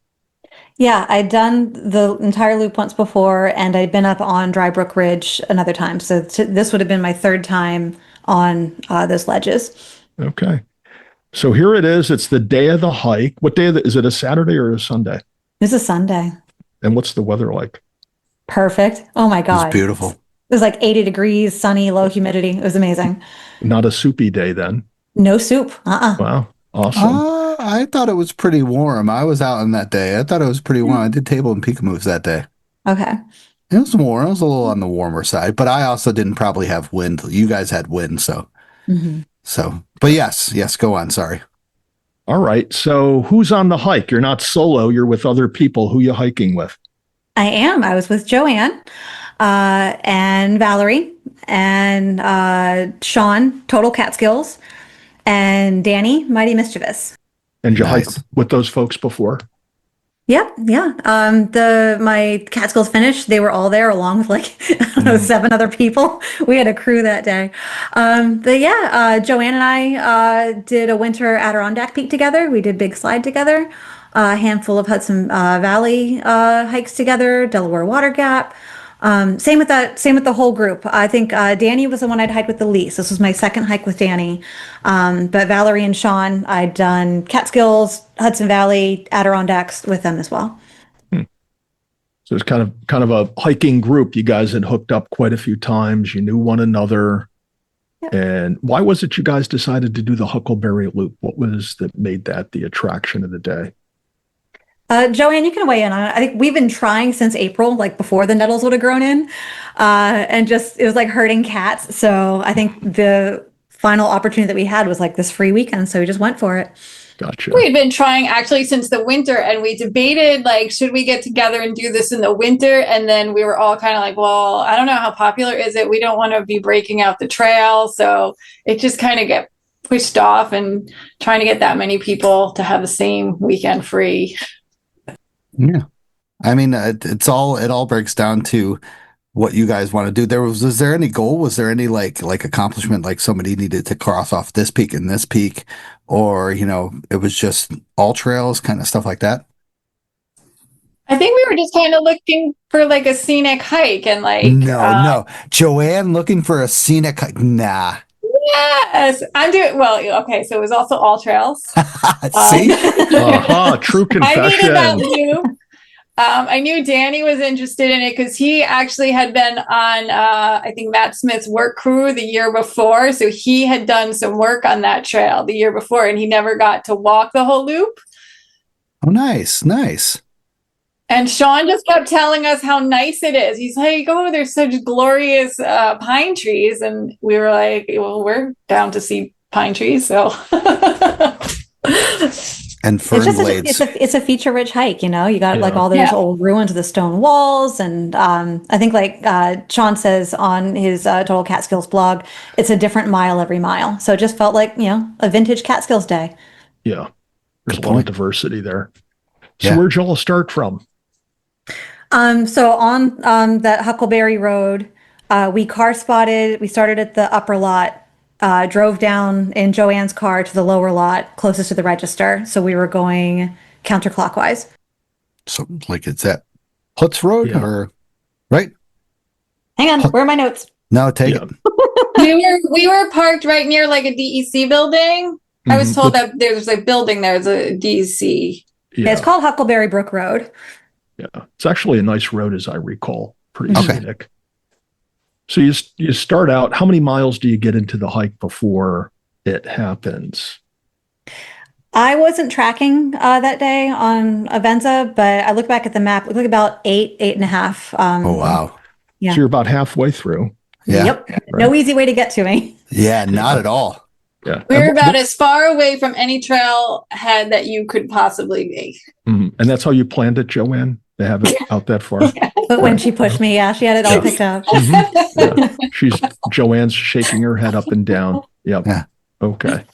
So How was it going up until then? What was the vibe like? What were you guys doing? Is it kind of like a rowdy crowd, a fun crowd, serious? What's the vibe like? It was impeccable vibes. We brought sweets. I had blueberry pie. Sean had lemon bars. Yeah, we all know each other, you know, pretty well. So it's just, you know, getting along great. We like picked up another guy that became part of our crew for like about 2 miles. Yeah, it was a really He good. ate lunch with us. We were like giving Oh, yeah. you guys were giving him pie and lemon bars, and he's And then Hey, wow. I noped out because I was in shorts and I was done with the nettles. But you, Danny, and Sean went and found a plane crash. What? No, there's no plate crash there. Let's keep that out of no. it. No, I'm just kidding. Yeah. There is somewhere up there, but you know, it's not. I wouldn't say it's not easy to find, but it is not easy to find. If you don't know where it is, you won't find it. So that's I good. think that's like most of those plane wrecks. True. Right. So if It's you're hard to find interested, until you find it. And then it's like, oh yeah, it's been ask there me. all along. Yeah. Yeah. I If don't you're know nothing interested- about nothing. I didn't say Yeah. anything about a plane crash. If you're interested, ask me and I won't tell you. Ha! So now, like, I know you guys are fast hikers and such like that. Like, what's on your feet? Like, I know, like, I wear big boots that won't make my ankle roll. Now, what is on your feet as this time? This is going to open a debate, isn't it? I Ah, was no, wearing no. trail runners. There's nothing wrong with that. That's good. My dog's freaking out. Is my dog ruining the audio? Not at all. Yeah. Okay. Yeah, she's downstairs. I can't deal with it right now. Yeah, I was wearing trail runners. That is my use. Like as soon as, you know, the snow and ice had melted enough, I like the traction in trail runners. So now, what happens when you're up on this certain area, 8.5 miles in? So we were out, you know, on the one area that has views on that hike, you know, those lovely rocky ledges.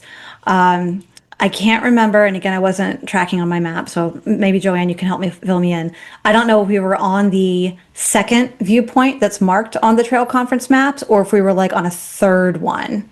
But, you know, there's like just a scrim of trees between the trail and the ledges. So like we were off trail, but you could see it from the trail. So we were on the last good lookout on Dry Brook Ridge. And What happened?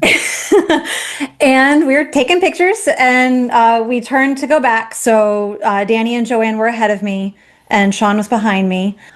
I slipped on just this tiny patch of like moss and duff and dirt. It looked like I knew where I was putting my foot. Like it looked solid. So I stepped on it.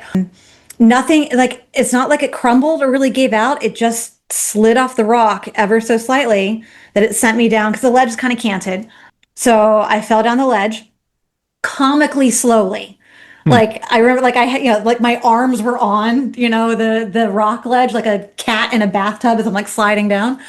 Um, and I can't explain it, but I promise you, the first fracture happened before I hit the ground.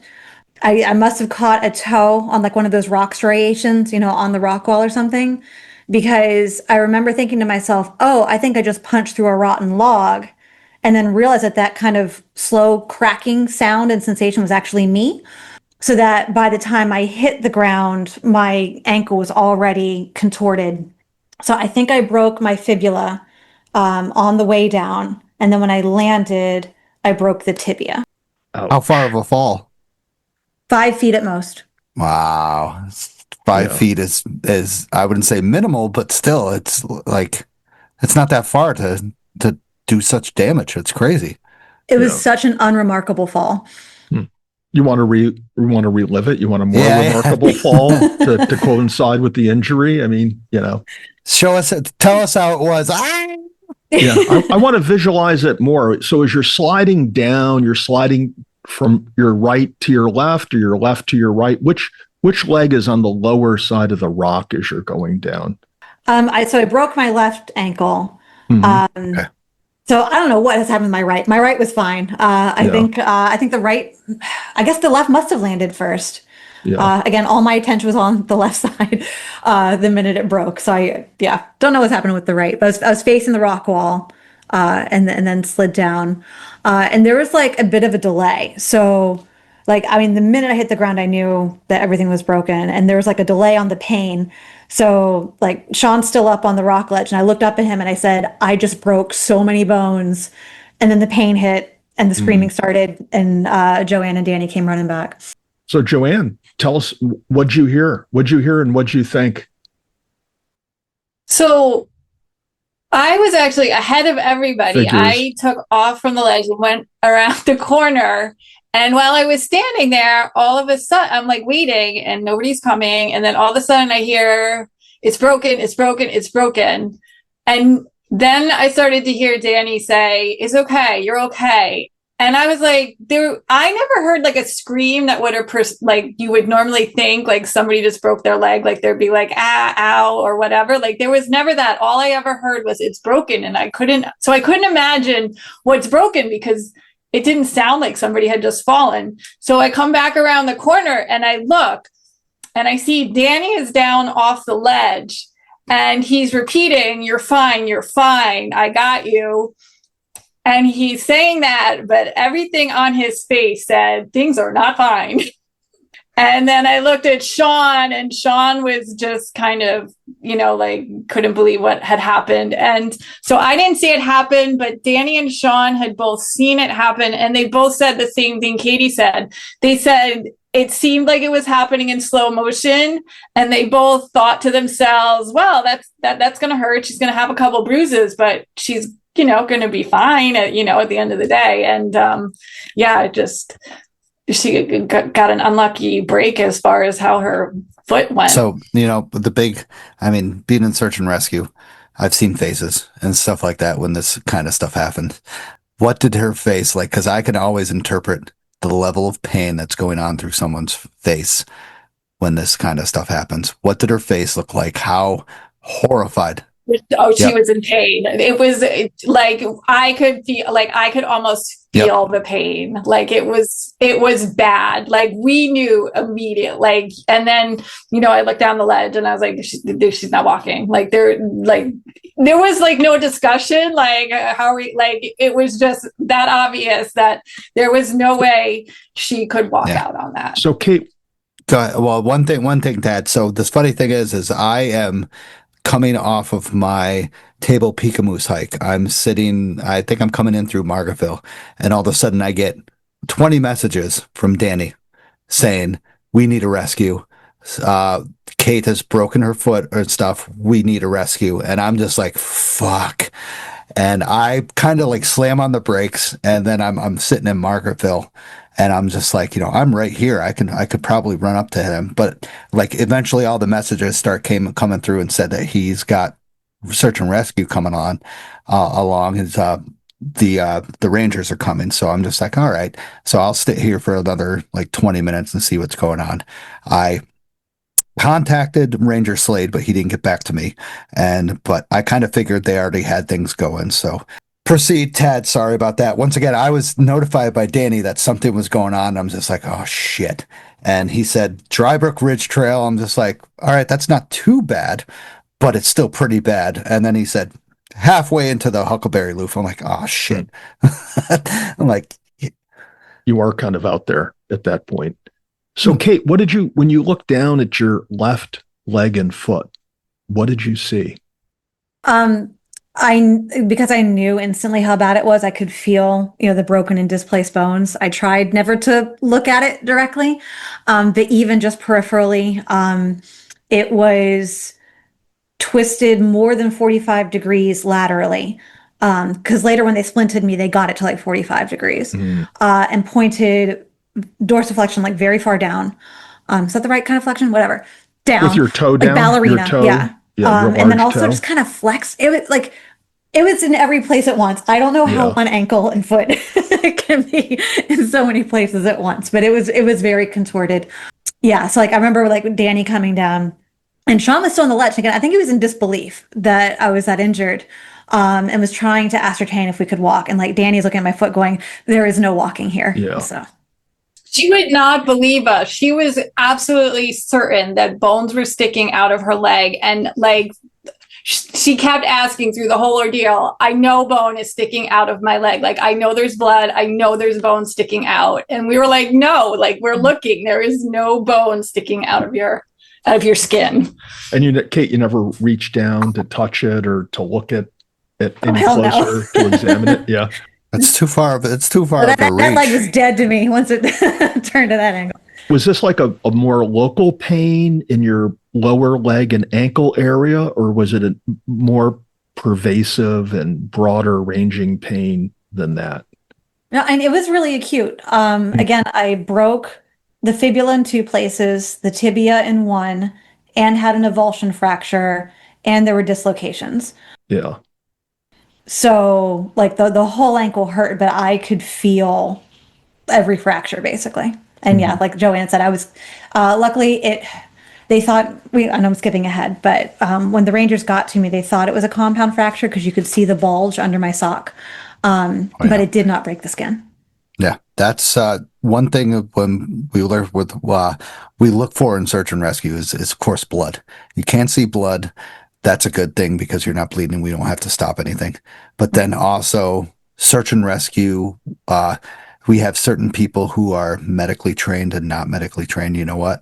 Like, so if somebody like got to you, like as far as our team, we would have just stabilized you and not moved your legs with, luckily the Rangers knew what to do and how to move it and stuff. I mean, that's scary. Now, starting this in, who decided to call for help? How did you call for help at this point? I mean, Joanne, this is where I'll need you to fill in because I was just staring at a rock wall. Well, we knew immediately. Like we were like there was really like, a minute maybe, right? And now luckily we were also at the top, so we all had cell service. Now I think every one of us in the group carries a satellite communicator, so we would have been okay anyways, but it's just nice to use your phone. So Sean had the signal first because I stay in airplane mode most of the time when I'm hiking. So he got a signal and he called the DEC Rangers, which is what you're always told to do. You call the DEC Rangers as opposed to 911. Now, what was interesting was a recording picked up and said, if this is an emergency, dial 911. And like, what? This is so confusing. But we stayed on the line with the Rangers, and a dispatcher got on the line and started trying to understand the situation. Where are we? And she said, okay, well, I'm gonna, send a runner up to assess the situation. And I said to Sean, because Sean had the phone on speaker, I was like, they can send a runner up, but like, she's not walking out. That's not happening here. And he agreed and conveyed like that there was nothing that wasn't going to happen. And she was like, okay, so I'm going to I'll make sure they're prepared with a litter for a carry out. Yeah. It's times like those, you want to relay as much information as possible and as critical as possible, because like you said, they send one person up there. That means Kate is going to suffer for hours. Right. I was like, we don't need to like wait for somebody. Right. I knew we were far away because we had a long talk about where exactly we were located and then what is the best way to get to us. Cause like I said, we're so far from any trailhead or access point. Sean was talking to them, we had our maps up trying to help them figure out what would be the easiest way for somebody to get to us. Next time, does anyone who is suffering from this sort of injury, put the person who is injured on the phone. And that will get their information that they need to get someone up there, because that person will be like, get me the fucking people up here that I need right now because I'm fucking dying. That's basically. Kate, what do you think about that? Should they have gotten you on the phone? I feel like my coherence varied over the course of about 4 hours. I don't know how articulate I would have been if they put me on the phone. Would have been a lot of swearing. Oh yeah, like I did. Yeah. It's the way it is. So what time of day is this that the phone call goes in? So it was about 2:30. Okay. It was about 2:30 in the afternoon. Yeah, that's when I was. You sure it wasn't in the morning, Joanne? That was very helpful, by the way. So before we move on, Joanne, did you look at Kate's foot and leg? Did you look down? Did you see? I did. And, what did you see? How out of shape was it? It was very crooked. It was very crooked. How was the swollenness at this? Did it start to swell at that time? Yeah. So Danny actually cut the shoelaces out of her shoe, so that we didn't, weren't constraining it. If it wanted to swell, I let it swell. Like I don't know. That's a good point, because you want to let the blood flow at least to get to the proper parts to keep the pain management at least under control, and not to freaking just go out of control. Amazing. So now at this time, when you're talking to the Rangers, was an ETA given out?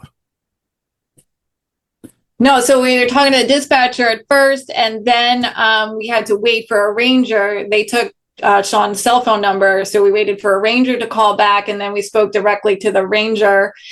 And then so he was taking down information and gave us his direct line, but he said, he was going to be down, like in the valley, so we wouldn't be able to call him directly. So if we needed to talk to him again, because if things got worse, he said to call 911, and then we could get patched into him. They would know how to get a hold of him. True. Now, so we didn't really get an ETA. Okay. We just kind of waited. That's pretty odd, because usually, this time it was a pretty decent temperature. You're at 2:30 in the morning, or 2:30 in the afternoon. So now you're kind of comfortable, but then 4 hours will make it 6:30. Gets a little bit chillier, not too bad, but still, you want to be prepared for this sort of situation where I wouldn't say that you called it in, you'd shelter in place, but you have to be prepared for the little bit cooler temperatures, but not bad. Now, is this kind of changing your guys' perspective with a lot of people are like, don't put cell towers up in the Catskills, it'll ruin the view and stuff like that. I'm kind of like, once in a while, you put it in one place that'll like make it a little bit easier. This could help you out a little bit. What do you think? I don't know. Is it really going to reach down into all the valleys, right? That's where I pretty much every mountaintop I can get a cell signal from. It's really down in the valleys. And that's curious. So. Yeah, I would say, I'm sorry, Ted. I just wanted to jump onto that and say, like, I feel like no matter how strong a cell service is, it's no substitute for a PLB. Yes, that's true. So, Kate, they've called in your situation. They've spoken to a ranger, and apparently there's no estimated time of arrival for a rescue. What are you thinking? Is that grating on you that here you are, you're lying, you're in a lot of pain, your foot is like all deformed? What's going through your head?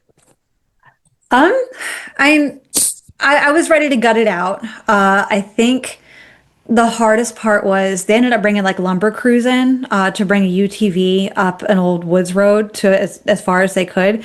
And you could hear the chainsaws like echoing up through the hollow. Ooh, wow. So that made it feel like they were a lot closer. Every time I heard it, I was like, is that for me? Is that for me? No, it's like, the person down the nowhere. trail. It's that guy you had lunch with. He's injured too. Wow. Yeah. I wasn't told that they did chainsaws and stuff like that. Danny left a lot out. Yeah, it was a whole room.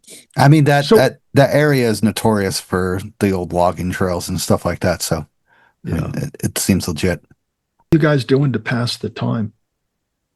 When I wasn't screaming and moaning, at one point I demanded trivia, and Joanne delivered. Like, who does that? Like, first of all, who asked? Like, I was like, I need distraction. Someone give me trivia, and Joanne was like, right there. This is like anything to pass the So what's time. the most interesting thing you learned with Joanne trivia time? Joanne, do you remember what you asked me? I don't even know. Like, it's all like such a blur. No, because I do remember, because it was spicy. Considering my current predicament, she goes, "What's the only peak on the Appalachian Trail with handicap access?" Oh, that's an easy one. Ooh. Yep. Galehead. Get right, sure, Galehead. Yeah.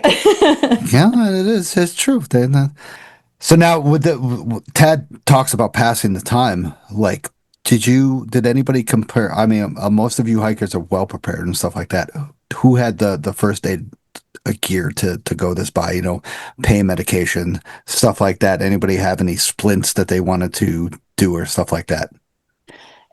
It was really interesting, like that all three of my dear companions like took on very distinct roles. So, and Joanne, please help fill me in, because again, my awareness is limited, just laying there looking at a rock wall. But Sean was on comms. Danny was on the first aid. He brought me just like a melange of ibuprofen and Tylenol, whatever else he had. He set up like a sunshade with his rain jacket, like propped up like a water reservoir next to me to keep me hydrated. Joanne was like a courier, like running back and forth from the trailhead to play lookout back to me, pep talking me. Joanne, what else would you say was part of the assist? Yeah, I mean, I think that covers it. I mean, we're just trying to keep her spirits up and talking. And I gotta say, the most amazing thing to me watching Katie go through that is like her sense of humor was still there. Like, she still be like, how much pain this woman is in, and then she like just goes and drops some like joke, and you're like, damn, she's still in there. Like, it was amazing. Like, she was amazing. I didn't really enter the pain cave until like hour 3 when I started the full body shakes. I feel like I became less sociable then. Yeah, it's. No. I thought you were getting better. I was like that first hour where you were like trying to digest what just happened to you, and then I just thought you were like handling it like you were just coming to grips with it all. When you talk more, it's kind of a little bit more scarier actually, because that means they're kind of going into this crazy like mind thing of trying to keep their mind off the pain, and then they just talk more, and you're just like, all right, calm down, it's okay. But I think to keep me out of that feedback loop, I just appreciated how all three were talking to me the whole time, and that was true with the Rangers. Like, the constant communication I think really helped me mentally. So did they say where they were coming from? Like, did they give you any sense of a direction? Because I know you guys are very well oriented with directions, and of course, as you were going up the dry book ridge, you're traveling kind of sort of northwest. Mm-hmm. So did they ever tell you where they would be coming from? We didn't actually get a clear idea of which way they were coming from, and by the end, like, people had come from both directions. So the first guy, we could kind of hear like his radio. The very first guy, it could hear his radio, and we're like, oh, somebody's coming. He walked right by us. This is something I learned, because we were on a little herd path off the main trail. We were on a little herd path out to a ledge, and he walked right by that herd path, and I just kind of thought he was going to hear us, and then I realized he must have walked past us. So I went out and I started running down the trail, and I'm just like yelling into the woods, like, hello, hello. And then he started yelling back, hello, and he's like, how did I miss you? And then when he came back, he tied off his sweatshirt on the main trail to make it clear where we were. Like, we had our packs kind of at the corner, but he must have just been like, oh, I'm going to see like all these people like sitting right on the trail. Meanwhile, we were on a little herd path off the trail. Yeah. When you're hyper focused on getting to your point A, and nothing like clicks, I understand. Was that like a firefighter or was that a ranger that got up there first? It was a volunteer firefighter. Oh, outstanding. Amazing. Some of those local people are dedicated as heck. His name was Rob. I don't know his last name, but thank you, Rob. He was great. Like, they all had they were all so personable. Like, they all just had such a great demeanor. Every single person that came out. It was amazing. That would be hell that you're lying there, you're in excruciating pain, and your first responder is a real SOB. Nah, right. What were you doing out here? You should have known better. You were wearing what? Trail runners? You should have done. And with cut shoelaces? What type of hiker are you? Cracks a cigarette. Like, this is ridiculous. How long was it? How long was it? You had to wait for Rob to show up. Took three hours for Rob, 4 hours for the rest of the team. Wow. Why the hour in between Rob and the others? I think Rob was just out hiking that day and got the radio call, right, Joanne? Oh, okay. Yeah, I think they just all came from different places, and whatever, the Rangers had to drive from wherever they happened to be, and it just... I got you. He was the local who got up first. Between the time you fall and the time Rob gets there, are you repositioned at all, or are you lying in the same spot that you came to rest from your slow motion fall that whole time? I lay in the same spot the entire time. I refused to be moved because I didn't want to feel those bones move any more than I was already feeling it. Danny put like a sit pad under my hips and a towel between my knees to take some of the pressure off. But yeah, I was lying on my side looking at rocks for 3 hours, 4 hours.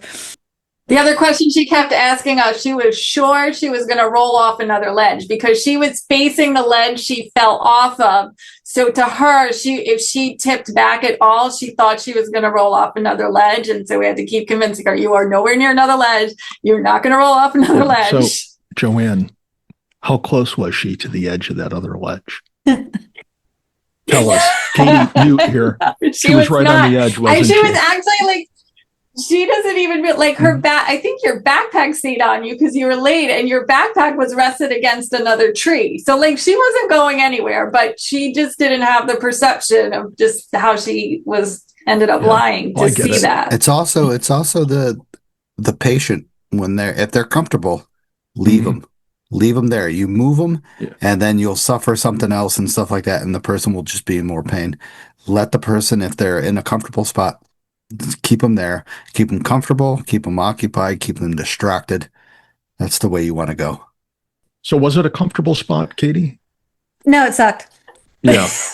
I mean, it could have been worse. It wasn't all rocks. There was, it was like a nice, there's leaf litter under me. Again, the trees provided some shade. It could have been worse. It could have been worse. That's the thing. You don't want to make it worse. You try to move you slid, all of a sudden it's worse. You try to move you up, it's tough with 4 people to do it. It's a lot of people don't understand how, not saying you weigh much, but 4 people can only carry so much, so little, amount of time. Yeah. So to lift that person up a 5-foot ledge, I wouldn't say impossible, but it's not something to risk another injury. So Stosh, I heard Katie was shaking. What do you think that was? Shock? Was she going into shock? I would say on the verges of it, because, once again, so long can you take pain without, medications. It'll take a fracture of that pain, especially when you've broken 2 areas of fibula and your tibia. That's high on the list of pain. So it's just a matter of how much tolerance that person can take. And Fortunately, Kate took a lot of that and tolerated that pain for such a long time, but you can only take so much, and then your body's going to go into this sort of phase of, damn, this is getting uncomfortable. Get me the fuck out of here. Mhm. And that's what was happening at the time. And all you can't really do much as a I can't say it's a bystander. What, keep them distracted like a dog. Hey, over here. Like it's just it. Yeah, you can I've play. never felt Right? so It's just- useless. And you were so essential. I understand the feeling of helplessness, but to imagine that day on a solo hike, it would have been so much worse. Like your company, Danny, Sean, it was invaluable to me. And it's, people say like, I will crawl out before I get search and rescue. Fuck no, you won't, because this injury is so crazy that you cannot do shit, and you will have to call for rescue. It doesn't matter who you are. There's no way you can hike 8-9 miles, even a mile, with this sort of For a injury. foot, It's frankly.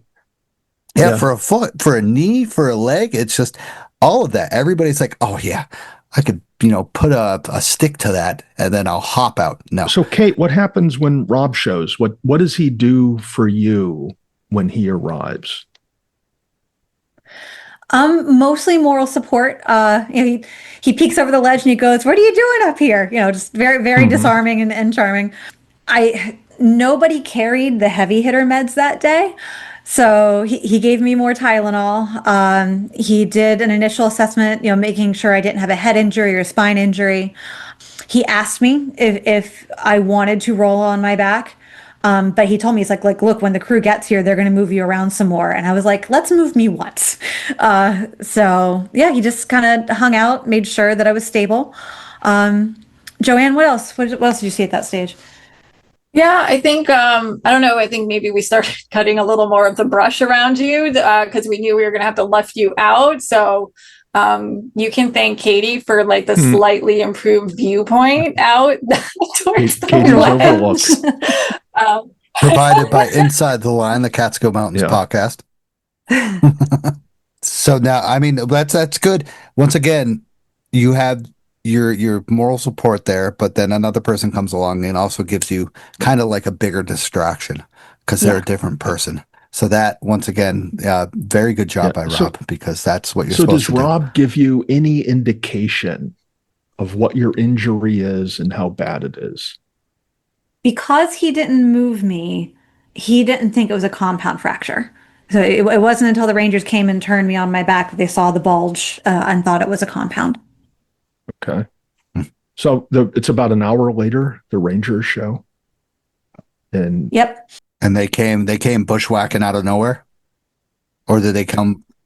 No, they came on trail. They came on trail as well. How many Rangers? 2. They kind of, yeah. I only remember, and again, my memory is fragmented. I've retained 2 Rangers names. That would be Nate Lehman and Aaron France. And everybody else, I'd say the original crew, Joanne, was about 6 to 8 folks, you think? We started hiking down when we had a crew of 6. So that crew at that time included 2 Rangers and then 4 other volunteers. Oh, wow. Nice. I've worked with Layman. We did pick. Okay, I don't know anybody's name other than Ron, and another ranger, as we were hiking down, did join the party. People just like kept coming out of nowhere. Like, I swear by the time we got down the trailhead that night, like we must have had at least a dozen people hiking with us, at least. And that's the way it should be, because a lot of people don't realize how tough it is to carry, Catherine, don't kill me for asking, how much do you weigh? Around 150. I did the math. So it was like 150 plus the Stokes litter plus the foam blocks and everything. They had to be carrying 200 pounds out. It's a lot of people don't realize how tough it is to carry that much weight out for 2-3 miles, especially. Right. And it's not flat. It takes bodies and bodies to do that. Now when the Rangers reach you, what's going on? they of course get a little bit more aggressive with the assessment. I mean, they are very, very nice. They're fun. Katie's they are wiping her business. brow now. Just the thought of that aggressive assessment. They're a business. They are very good. There was a very memorable moment that, again, I appreciate their heroism, but I also hope this memory fades. So again, like just as, sweet and compassionate, like everybody that interacted with me was professional and compassionate and amazing. So Ranger Lehman, said he was going to roll me on my back and splint my leg. And then he asked me if I had a rag that I could bite down on. And I turned to him and said, "Are you fucking serious?" And he said, "Yes." And I was like, what kind of Wild West, Deadwood, nonsense am I about to embark on? And it was really bad when they splinted. Like out of body pain and screaming. Oh yeah. The screaming it's pretty uncomfortable. Okay, so I think that with Katie's description of the pain she was going in, Stasha's computer reset on us, and we're gonna pick it up from where the ranger asked Katie to bite down on a rag. I don't hike normally with what I would call a rag, but okay. So, and that's when Joanne reached out with her hand. And why don't you pick it up there, Joanne? What went down from that point on? So I just reached down, gave her my hand because that was all I could think of to do. I felt incredibly useless. They had asked Sean. I didn't realize what they asked Sean to do until Katie just said it, that they asked him to hold her good foot to keep it under control, I guess, while they splinted her leg. And Danny actually had to walk off. He walked away. It was hard to watch. Yeah. And Katie's lying there. Is she literally screaming in pain? She was not enjoying it, let's say that. Yeah. The rag helped muffle, but yeah, as far as I recall, that the screams were pretty profound. I mean, the screams would be coming out of the rag if that were me. I'm guessing everybody in the surrounding Margaretville, Dry Brook area probably heard something that were like, was that a mountain lion? So while this is going on, are the Rangers giving you their assessment of your injury? Yeah, so when Ranger Lehman rolled me over, he said compound fracture confirmed, as he was radioing folks. But they also decided not to roll the sock down. Mm-hmm. If they had, they would have seen that it hadn't broken the skin. But they saw the bulge and they thought, we're not trying to risk, raise risk of infection. And like I mentioned earlier, they talked me through everything. Here's what we're about to do. Here's what you're about to feel. And that was a tremendous help. The whole rescue, not just the splinting. And they document everything because they were asking us, they're like, has she been drinking? When was the last time she took a drink? When did she last eat? What did she eat? What was the last, we could only give her Advil or Tylenol or whatever we had. Well, how much did you give her? And what time did you give it to her? What about the shaking or the trembling? Did they tell you what that was from? Was it were you in shock, or was that from something else? We didn't discuss it. No? At that point, there's a bunch of bodies around me, on that ledge. As far as I recall, the shaking stopped. Yeah, the distraction probably got you away from the notification of pain that you had, and just went away from it. Yeah. Yeah, it's and that's called what the Rangers were doing, a pace and assessment to get any known information happening to you. So basically, they can reassess what they need to give you and stuff like that. So if you were down on calories, they'll have to give you something to eat, energy, electrolytes, stuff like that. So in case, just imagine if you had a cramp in your bad leg when that happened, and you just tightened up everything in your leg, that would have been horrific. So what time of day is this now? Your fall was around 2:00. Yeah. What time were the full force of the Rangers on site? Must have been around 6:30, right, Joanne? 6:30. Yeah. So the first person came up at 5:30. Then people started filtering in. I think we had the 6 people by 6:30 because we didn't start hiking down until 7:30. So it Still took about an hour for the splinting to happen, to get her up the ledge, to get the litter together and bundle her up. And so you're there about 5 hours now. Did you have to go to the bathroom? Oh, Jesus. Yes. First in, first out. That is a good question. Damn, Tad. Well done. No, it didn't occur to me that I needed to pee until 1 a.m. laying in a hallway in the Albany Medical Center with me begging for a bedpan. Wow. So that means you were Wow. down on water intake. I must have been. I mean, not for lack of trying. Like, Danny tried to keep me hydrated. But yeah, I guess I must have been. Speaking of keeping you hydrated, is this reassessed your assessment of whether or not you should carry a small flask of hard alcohol like whiskey on a hike? Should everybody have like a little I don't know what they're called at the liquor store, those small bottles, but should everybody have like one of those of Jack Daniels or something? Would that have helped? I think I needed a Saint Bernard with like the keg Yeah. of whiskey under the neck. Okay. I think that's the 11th essential. I always question that stuff when they say that, whiskey will take the pain away and stuff. With this kind of injury, you're going to need a lot of that shit to take the pain, the thoughts and stuff away. You're going to have to basically be zoned out, looking up at the sky and being away from that pain, because it is just, it's got to be somewhere. Yeah, it's somewhere out there that you're just like, I don't know. Just crazy. I didn't know who could carry what until this whole experience. So the first ranger that came and I was like running out on the trail, like flagging him down. I was like, she is in so much pain. And he was like, oh, okay, I have something for that. And I was like, oh, thank God. And then it turns out like he has Advil. And I was like, that is not going to do anything here.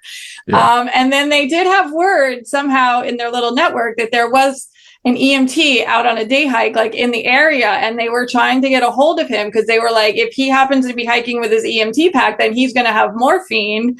And they did eventually get a hold of him. And I was like, please God, please God, please God. And unfortunately, he just had a regular day pack, and he did. So there was no morphine for Katie. So other than giving you over-the-counter pain medicines before they hauled you down, that was it? Nothing stronger? No. As far as I know, it was regular Tylenol. I don't think it was Tylenol 3. Wow. I mean, the pain did subside. When they're doing like the number checks, when we're going down the trail, I think at one point my pain number I identified as a 6. I think it was just the Stokes litter is like, it cradles you amazingly well. Like I felt super stable in there. And I think I was just so relieved at being rescued. So this was a hand carrying litter and not the wheeled litter, right? It had the wheel. Okay. But we were only on trail part of the time. Part of the time we were really bushwhacking, and they had to like take the wheel off and like thread me like over and under these massive blowdowns. So it was pretty intricate. We came to a ravine when we were headed down, and so we eventually got an ATV, and they loaded her into the ATV. And so we came to a stream crossing that seemed fairly innocuous to a hiker, but to like get that ATV over it, they had to unload her from the ATV, and they literally winched the ATV across to keep it from tipping over. And then they put her back into the ATV. They unloaded. I think it was in danger of tipping at the moment. They unloaded. Oh yeah.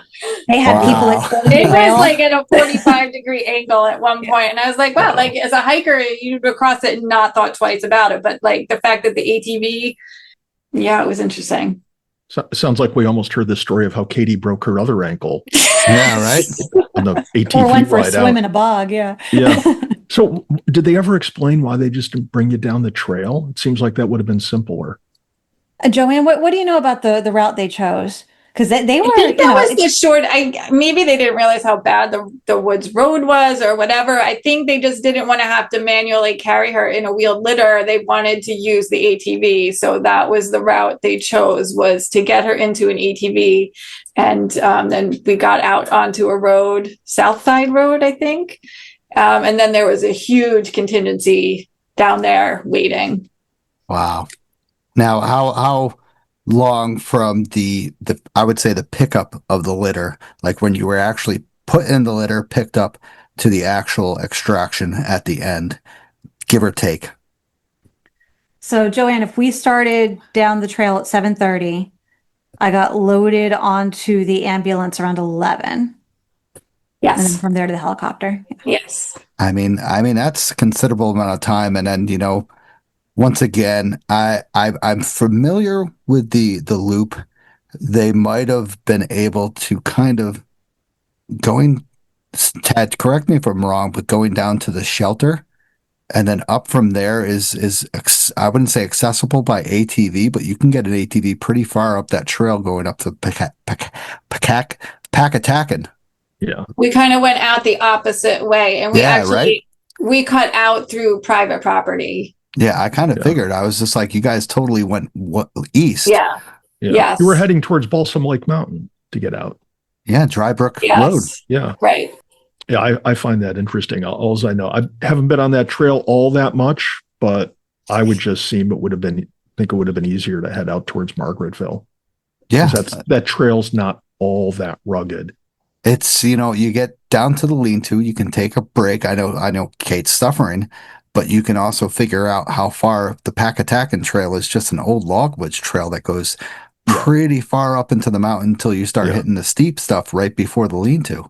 And then you could definitely bring an ATV up that trail that far, if not further. When Danny hit me with this stuff, I was just like, really? But you never know. These rangers are well equipped with this knowledge and information. And, I mean, to me, taking a ATV and crossing, have to do a winch to keep it balanced. That's a little scary. Yeah, Kate, definitely. I would have been like, what the fuck are you guys doing? So Kate, what's going through your head as you're like lying on your back, you're looking up at the trees, you're bouncing around in this litter, the wheels on, the wheels off, they're getting you on an ATV, the ATV is like falling over, they, hustle you off the ATV. What's going through your head this whole time? The pain wasn't constant. There were times like they were really moving and I was getting too jostled and I'd like moan and cry a bit. No, I think a lot of my impressions were as the sun was setting, I was very sad that Joanne and Danny weren't going to get to see the beautiful spruce plantations that we plan on seeing on the back half of the hike. I was just so impressed with the rangers and all the volunteers, the sense of humor. How hard they're working. They're like pouring sweat on me as they're carrying me down. I think the only part that I felt really scared was they had to move the litter under a big heavy log. And I was like, they're going to rip my face off. There's no way they're going to clear this. But yeah, I think even in the moment, even in pain, I was just so bowled over by how professional and attentive they were. And like while they're navigating, getting out and trying not to break their own ankles on all those rocks, paying attention to my meds and when I can get the next dose of Tylenol and paying attention to my blood sugar. And they were doing all the things. At that time, Joanne, what about you? Where are you in this? So I'm just kind of like, at the back, me and Sean are kind of at the back, trailing behind. We're carrying Katie's pack. We have her things. And we were talking to some of the people. Like, I was like, oh, you guys just like come through people's private property. Like, I was just curious. I'm like, do you ask permission? We were just talking to the guys, and Danny was up in the front helping the loggers. He was like moving branches out of the way for the ATV. It was crazy, but it was interesting because the plan for Katie did change as we were coming down. Like initially, the plan was that she was going to go to Kingston, and it changed by the time we got down that she was going to go to Albany to a trauma center. And they told us that, like, not only was she going to Albany, but she was going to skip the usual step. Normally, you have to be assigned a bed at Margaretville before you can be transferred to the other hospital. And they're like, we are just going to, like, they were skipping that step. They were going directly to Albany. Did they give an explanation why they were? Because of the length of time and the severity of the break. So the length of time that it's now been since her ankle broke, and just the nature of the compound fractures. Were they concerned about blood circulation in her toes and things of that nature? No, I mean, I think they were checking to make sure you could feel your toes. I remember them doing that. Yeah. I mean, I think they didn't want to freak us out either. So but we needed to know where she was going. Yeah. So what about you, Katie? I mean, did you ever have an idea of how long, did they tell you how long the carryout's going to take? And did you have a sense of how much further you had to go? No, I never had any idea. So I was just, kind of trying to stay in the moment and gut it out. Mm-hmm. Looking up at the sky. Looking up at the sky, they did make mention of the helicopter. I had no desire to be in a helicopter. So for a lot of the carryout, I was trying to wheedle my way onto an ambulance. But there was a medic from Margaretville who was accompanying us for a lot of that carryout. And he had me convinced, like, no, this is serious. Infection's a concern. You want the helicopter. So I finally gave in. Mm-hmm. So did they drop you at all on the carryout? Not once. Not once? Wow. Nope. That's impressive. Wow. Yeah. Okay. I mean, did they have any times of like, that they needed to stop and, take a breather and stuff like that? Cause there's so many of them. Not really. They did have trouble with the wheel itself. It was a while getting the wheel on, and then at one point they readjusted it. But I do not remember significant breaks. They just kept hoofing it. Wow. And that's 4 people on the litter, one I on think each corner. 6. Yeah, I was going to say 6. That's 4 people is tough. When you're going off trail, that's a pretty wide vehicle, the litter, 6 people around it. I got to admit. Going through all that hobble bush. Did you encounter any nettles? Were there any nettles on the way out? We have to ask about that.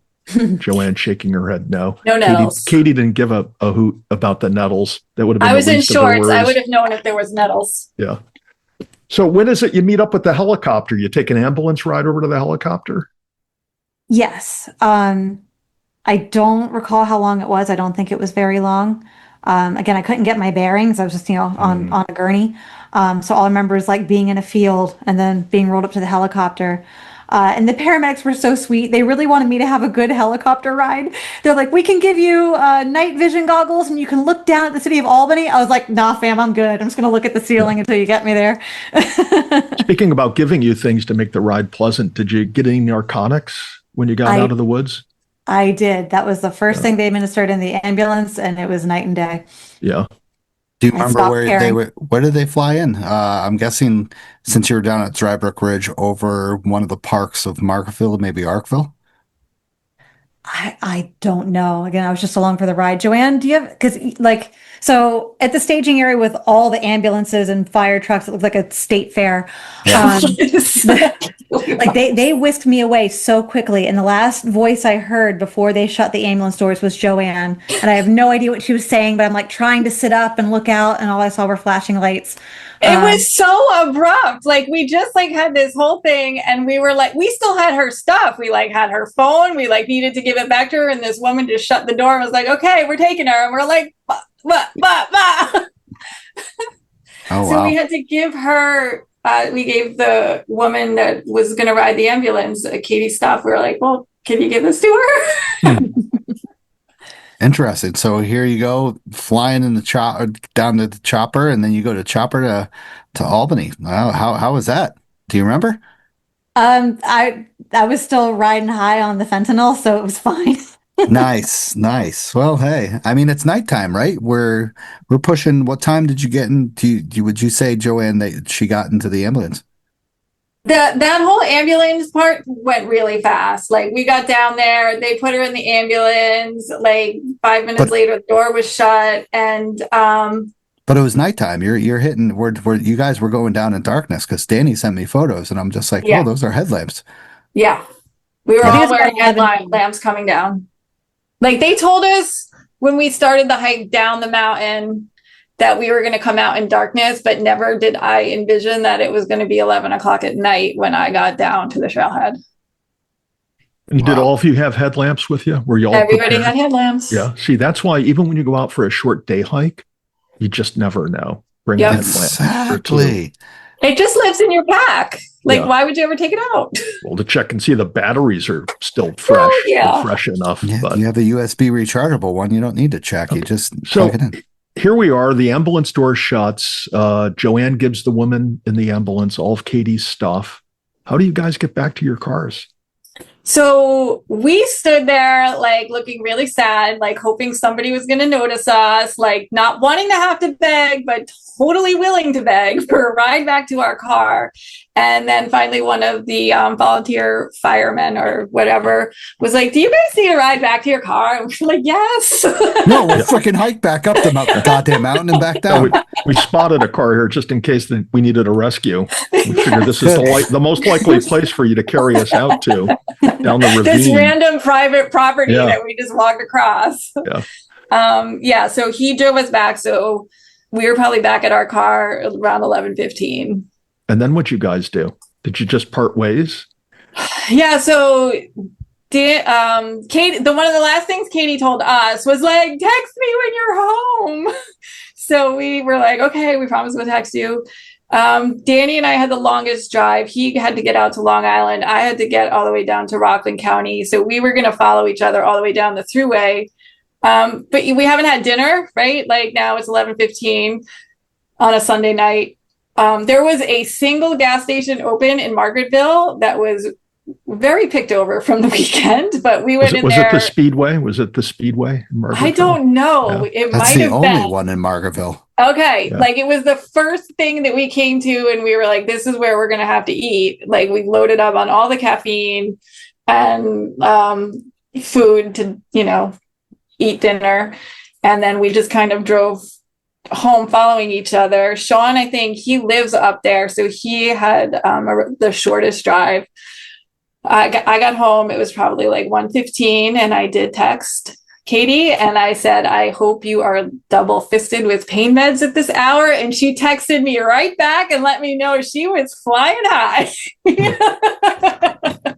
She got the Ozzy Osbourne, like, flying high again. Nice. Well, good. So, yes. So I was like, okay, she's still awake, checking up on us. And Katie, how long was the surgery and stuff like that? Like, how long until afterwards? So I think I arrived at Albany Medical Center just before 1 a.m. And they were prepping me for surgery by 8 a.m. And then it was about, next thing I know, I woke up in the recovery room around 1 p.m. Jesus, you're flying high for freaking half a day. Jesus. I mean, And so ultimately, do you find out what bones you broke, the nature of the fracture, the whole diagnostic? They were so quick about it. I don't think I was told. Like, I was told it was a trimalleolar fracture right before I went into surgery. Nobody really walked me through it until like my third day in the hospital. The most barbaric moment was, they did the CT scan. The CT technician, when I said that I fell hiking in the Catskills, asked, "Did you fall off of Catskill Falls?" And I said, "No." So this, very sweet, bubbly, I don't know if she was a resident, but one of the ortho doctors comes back out. They have me like in the hallway, and it's like, "Okay, so in addition to all these fractures, you have some dislocations. So we're gonna go take care of that now." They wheel me like way down into an X-ray room to muffle the screams. The head doctor, I say hi because I'm still all drunk. I'm like, "Hi, everybody." He does not acknowledge me. And then they go to reset the dislocations when I'm full of broken bones with a local anesthetic shot to the top of the ankle that did nothing. And I think you were joking earlier about like when I was screaming on the ridge, it must have sounded like a mountain lion. That moment when they reset the dislocations, the sounds that came out of me were not human. Yeah. Did they ever explain why didn't they do that when you were in surgery? I don't know. It's probably a time thing, Yeah. I mean, dislocations tend to be taken care of quickly. I assume they just felt it was too urgent to address in surgery. Yeah. And that was hours before the surgery they did that? Yeah, it was pretty swiftly after I got there. They did the resets of the dislocations. So what did the surgery consist of? What do they do? They open up your ankle, throw some metal plates in, screws. Tell us about that. There's one incision down the heel. And then, yeah, there's a plate on the fibula and the tibia. I think about 8 screws are in there. The plates are like, I envisioned like, I don't know, like a door hinge from Home Depot or something. It's really like intricate lattice work, with the plates. The screws look like Home Depot screws, like they're wild in the x-ray. But yeah, that was the surgery. Yeah. Is all that hardware permanent? Is that something you keep forever? Or do they tell you that sometime they go in and take it out? They said they would only take it out if it interfered with my range of motion, when I'm supposed to be fully recovered. My PT today, my physical therapist said that I'm on the cusp age, that if you're 20, they go in and take it out. If you're 50, they go in and take it out. I'm 43, so I'm just over the hill. So I think they're going to assess. Nice. So the surgery's on Monday morning. How long you in Albany Med? Couple days before you're sent home? Yeah, I was sent home on Thursday. What's your pain level when you go home? Too high. Yeah. What's too high? Were you above a 5 with the pain? Oh, 100%. It was, Yeah. And again, like I live, in the Philadelphia exurbs. It was a 4-hour drive home. My husband drove me home. I'm propped up in the back on a bunch of pillows. They tried to time my pain meds to make it as easy as possible. That was a really agonizing drive. And you haven't driven since the day of this accident? I have not. Hopefully I can start driving this week. I've been given the all clear. It's just my pain tolerance with having my foot hanging down. Wow. Just, with this experience that you've had, of course, being a firsthand experience with you and just Joanne, any advice you want to give to our fellow hikers, fellow listeners about this experience? In some ways, I kind of wish that I'd committed more of an error so I could say, do this, don't do that. But it really was a shit happens accident. I guess rock hop always, even when alpine vegetation isn't a concern. If I'd stepped over the moss instead of on the moss, I wouldn't be in my current situation. But again, like I consciously stepped on it. I thought I was on good footing and I wasn't. I think it reaffirms a lot of the basics, right? Like I had my PLB clipped on my shoulder strap that day, but often if it's like an easier hike, I'll have it like stuffed in my stuff sack at the bottom of my backpack, and that does you no good, right? Like once I fell, I had very limited mobility, and if I'd had to contort myself to get my PLB out of the bottom of my bag, that would have sucked. So keep it charged and clipped. I think also, leave an itinerary all the time. I tend to only leave an itinerary when I'm going solo. If I've got friends with me, I'm like, well, we can support each other. But my poor husband, didn't know what was going on except when Sean would like text him intermittently with the next update. Like my husband did not know what hospital I was at until I came out of surgery the next day in the afternoon. Wow. That's crazy. No shit. So I think it just reaffirms the basics, the 10 essentials, that there's a reason for all those guidelines. Yeah. There is. Even if it costs weight on your backpack. So when you say shit happens, how likely do you think this is for just any hiker, whether it's Joanne, myself, Stosh, or Bob or Susie hiker? This literally could happen to anyone at any time on any hike. Is that fair to say? Yeah, it was a bad angle that caused the fracture. Yeah. And that can happen crossing a riverbed, that can happen on a woods road that's kind of sandy and soft. Mm-hmm. Yeah. It literally could happen to anyone at any time on any hike, whether you're paying attention or not paying attention. It just, and you said it was in slow-mo, but it starts off without any warning that this is what you just stepped into. It's like a step that you take every time you go hiking. You do that kind of step and you think nothing about it, and it's crazy what happened to you in this whole ordeal. So you told us that you would recommend people keep their personal location beacon or messenger device at hand to use. What, if anything else, do you think you're going to bring on your next hike that you never would have thought of bringing before? Is that going to be like a big bottle of pain medicine, a little flask of alcohol? What is it you're going to bring along for the next hike? I think I'm too much of a gram counter to bring the flask, even though that probably would be very pleasant. No, I'm definitely going to take stock of my med kit, and try to evaluate like in this situation. Because again, like Daniel's providing me the meds. I think I've got ibuprofen stuffed in there. I will probably carry more kinds of pills, Benadryl for allergic reactions or what have you. I think any of my heavy hitter pills that remain from this ordeal are going to go into the pack. Mhm. But no, I mean, honestly, I feel like I was well prepared and I feel like I knew what I was getting into, and I just took a bad bounce. Yeah. What about you, Joanne? Yeah, I was going to say, what do you Joanne, think how you about would you? pack differently that you don't normally pack, other than an Yeah. apple? Always have an apple.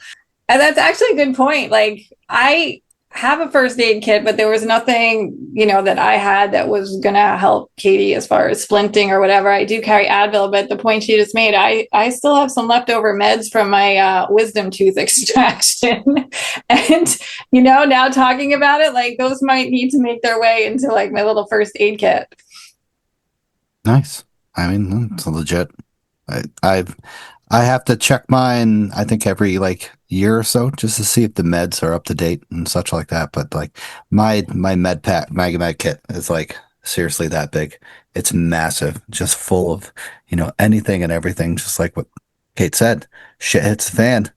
You never know. And I always have that back in there. I don't care if my pack is, 25 pounds or 35 pounds. I have something in there for when the shit hits the fan, And unfortunately, it's what happens. It happens even on the flattest areas, Yeah. Yeah, that's what's crazy to hear about. The crazy to hear of where this happened. It just happened. Has it changed your view of hiking solo? No, not at all. Why not? I- I'm a solo hiker. I hike solo 99.5% of the time. I've got a daughter who does a ton of stuff solo. Mhm. Why isn't it that you're never ever going to go outdoors again by yourself? Why isn't it you're always going to have like two paramedics, an EMT, a helicopter pilot? Why aren't you going out with all these people, given what you went through? I mean, it was just such a fluke that I don't feel like I can like derive a pattern from it. Again, prior to that week, I was doing class 2 plus terrifying 25 solo scrambles with some real fall exposure, like up in the whites. I don't want this, and again, we'll find out when I get back on the trail. I don't want this to infringe on my experience and my self-belief. I was endlessly grateful to have my dear hiking friends with me, but now I also know that there's like a new threshold of pain that I can endure if I have to, right? And I can wait longer than I ever thought I have to. So I hope that translates into me making intelligent but not fearful decisions. And I love solo hikes. I love social hikes and I love solo hikes, and I hope that doesn't change for me. Yeah, well, I agree with that myself. The statistical probability of this happening to you again is remarkably low. Knocking on all the wood. But so there's people out there in their cars or wherever they listen to the podcast, saying to themselves and wanting me to ask this question, so I'm going to ask it. Go for it. Okay. Trail runners. You still going to hike? Yeah, right? You still hiking in trail runners? Yes, you guys don't have like a subreddit that's going to just blow up over this, do you? Not at all. Okay. Yeah. Nobody listens to this. I know, nobody cares. Stasha's mother. It's very true. I feel much more secure in trail runners than middies, right? When it's that nasty mud and ice season, I do wear mid boots. Obviously, I wear like higher insulated boots in the winter. I can't wait for trail runner season to start. I don't wear ultras. I can't handle the zero drop. I wear the shoes I was in were these Asics gel Tribucos with just these mountain goat lugs. Again, I've had them in really serious wet granite going up Mount Colden in the Adirondacks, no problem. It was just a bad moment. And I don't think the middies would have made a difference in terms of traction. And I don't think the middies would have made a difference in terms of support.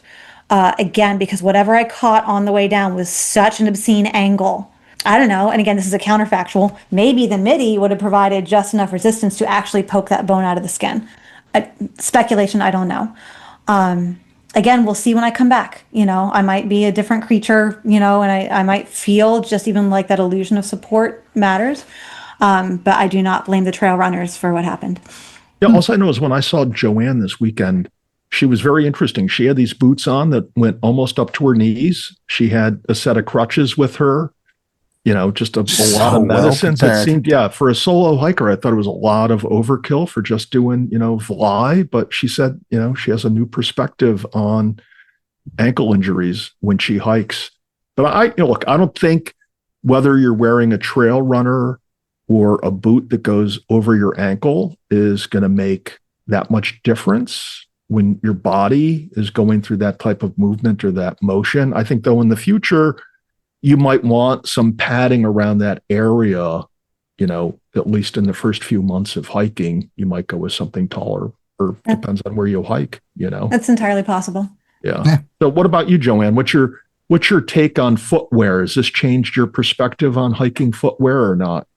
It's actually kind of funny because Katie and I literally discussed her love of trail runners on this hike before this happened. And you jinxed her. I explained why I will not wear trail runners on a hike I haven't done before, because I'm very specific about the kind of hikes I will wear a trail runner for. So I am very much a boot person. Good. Big boots over my ankles. Hey. And Katie, do you wear trail runners when you bushwhack in the Catskills and elsewhere? Yes. Yeah. Badass. Yeah, I don't like the trail runners per se. I want something more substantial underfoot. But in the summer, I wear shoes, hiking shoes. I wear approach shoes. That's what I wear. Yeah. Because they're more grippy and they've got a nice protection around your toes when you hit those rocks, which I tend to do. So they give me a little more protection. Yeah. What about you, Stosh? What's your take on the trail runner or full-fledged hiking boot debate? I used to just wear shoes, some Merrell's shoes, and then I found myself on the way down just rolling my ankle a lot, and I'm just like, what the hell is going on? I'm just like, well, let me try boots. I'll try that, and I haven't been rolling my ankle at all. It's like 1 in a million, which is very, very crazy, because I used to, every time going down, you get clumsy. You're just like, I need to finish this hike. You don't focus, and then you're rolling your ankle all the time. For some reason, it's gone away with the boots because of my ankle stability. It has to do with the person. It definitely has to do with the person, because it was just me basically in my group when I always hiked with people and stuff like that. I was the one who's like, Jesus, and I look like I fucking broke my ankle. When people are like, how did you not break your ankle? I was like, I just rolled it. I'm like, these stupid shoes. And I'm a boot guy now, even throughout all the time. I just wear, the only shitty thing with the boots is I now wear those short gaiters to not get rocks and stuff up in there. So that used to be my problem until I learned what do they call those? What do they call those short gaiters? Dirty girl gaiters. Dirty girl gators. I mean, they're black and white. They're gray. So they're. Yeah. I should have got the colorful ones. I should have. Those don't hold up on bushwhacks. I tried a pair of the Dirty Girls, and they do not handle the Catskill bushwhacking that I do. Yeah. So do you wear any gaiter on summer bushwhacks, Joanne? Yeah, if I'm doing, I didn't wear for the bushwhacks I did this past weekend, if you call them bushwhacks, but I do. I have a pair of heavier, short canvas gaiters that I'll wear. Yeah, interesting. So, all right, Katie, my last question. Sort of, I guess. Sure. Yeah, you went through this really, really trying experience, even though you had people around you, but still kind of alone, lying there on your back, broken lower leg. The helicopter ride, I take it you're not a fan of flying, maybe not in helicopters at least. You're up there by yourself. Your husband doesn't even know where you are. Then you got to get down to Bucks County, Pennsylvania. Your whole summer goes down the tubes. Yada, yada, yada. What has this taught you about yourself? If it was supposed to teach me a lesson in patience, I've failed. Every time, a doctor or a tech or my physical therapist mentions the timeline I'm looking at, I cry. But I think in terms of gratitude, I just, my cup runneth over when it comes to gratitude.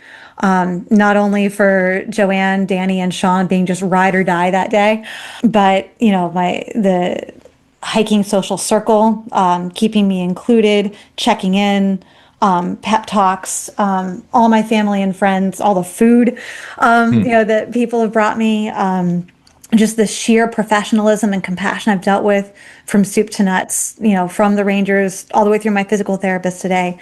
We're living in a difficult time. And I think just having that constant reminder of how kind and selfless people can be, I'm just overflowing with gratitude. Nice. That was, damn, hits the heart. Nice. Yeah.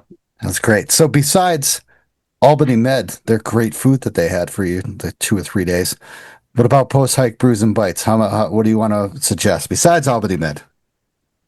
Local brews and bites? I'm not a good expert with that. Sorry, Stosh, one thing before we get into segment. I want to make sure that I acknowledge every organization that was in on the rescue. So we had New York State DEC, Rangers, Layman, and France, Arena Volunteer Fire Department, Margaretville Fire Department, Hawkettsville Fire Department, Margaretville Hospital EMS, and LifeNet. Nice.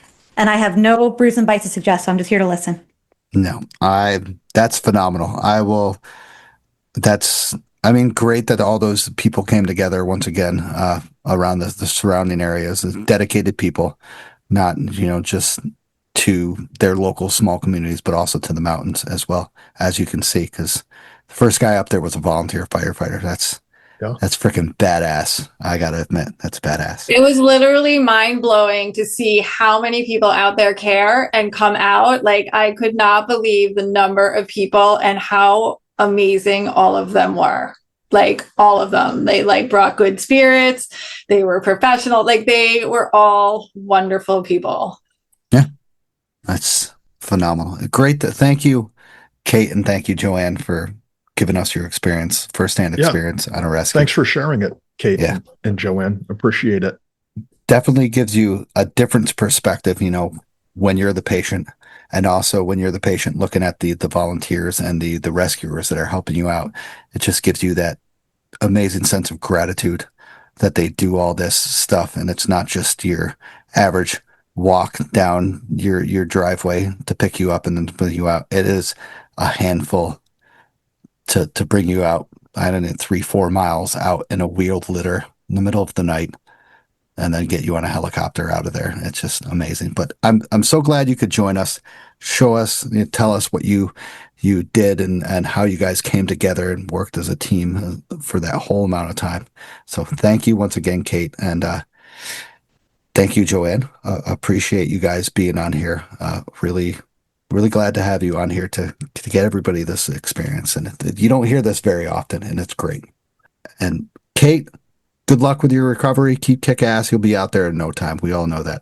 Thank you. Thank you for the encouragement. She's got to be like the strongest person I know. Like, it was like watching her go through all of that. And like, she has set the bar so high. If something ever happened to me, like, I would never be able to handle it as well as she did. She's friggin' amazing. And Joanne's going to be like, once you're ready to hike, she's like, all right, let's go do the 9. Why not the 9? The 9, let's do Devil's Path in a day. Come on. Yeah. Kate's going to say, I'm not wasting my time with the 9. I'm going up to New Hampshire. Yeah. Oh, yeah. She'll be like, screw you guys. I'm going up to Nova Scotia and doing my stuff. Get arrested. I'm going to get arrested. Bring in my loonies. Yeah. All right, guys. Thank you very much for joining us. Really appreciate it. Want to give a big shout out to the monthly supporters, the monthly sponsors of the show. Thank you guys very much for donating the show. Thank you to everyone who's still listening. Really appreciate it. 184 episodes in, and Kate and Joanne are giving firsthand experiences on a rescue that happened in the Catskills that has ended gratefully in a good way. And Kate's going to be back on the trail with no time. We'll see her hopefully tag in the show when she's back on the trail. If not, when she's just in her backyard, she should just tag the show as well. So, all right, guys, have a good night and keep in touch. Have fun. Thank you, Stosh. Thank you, Tad. Yeah, thank you. Most welcome.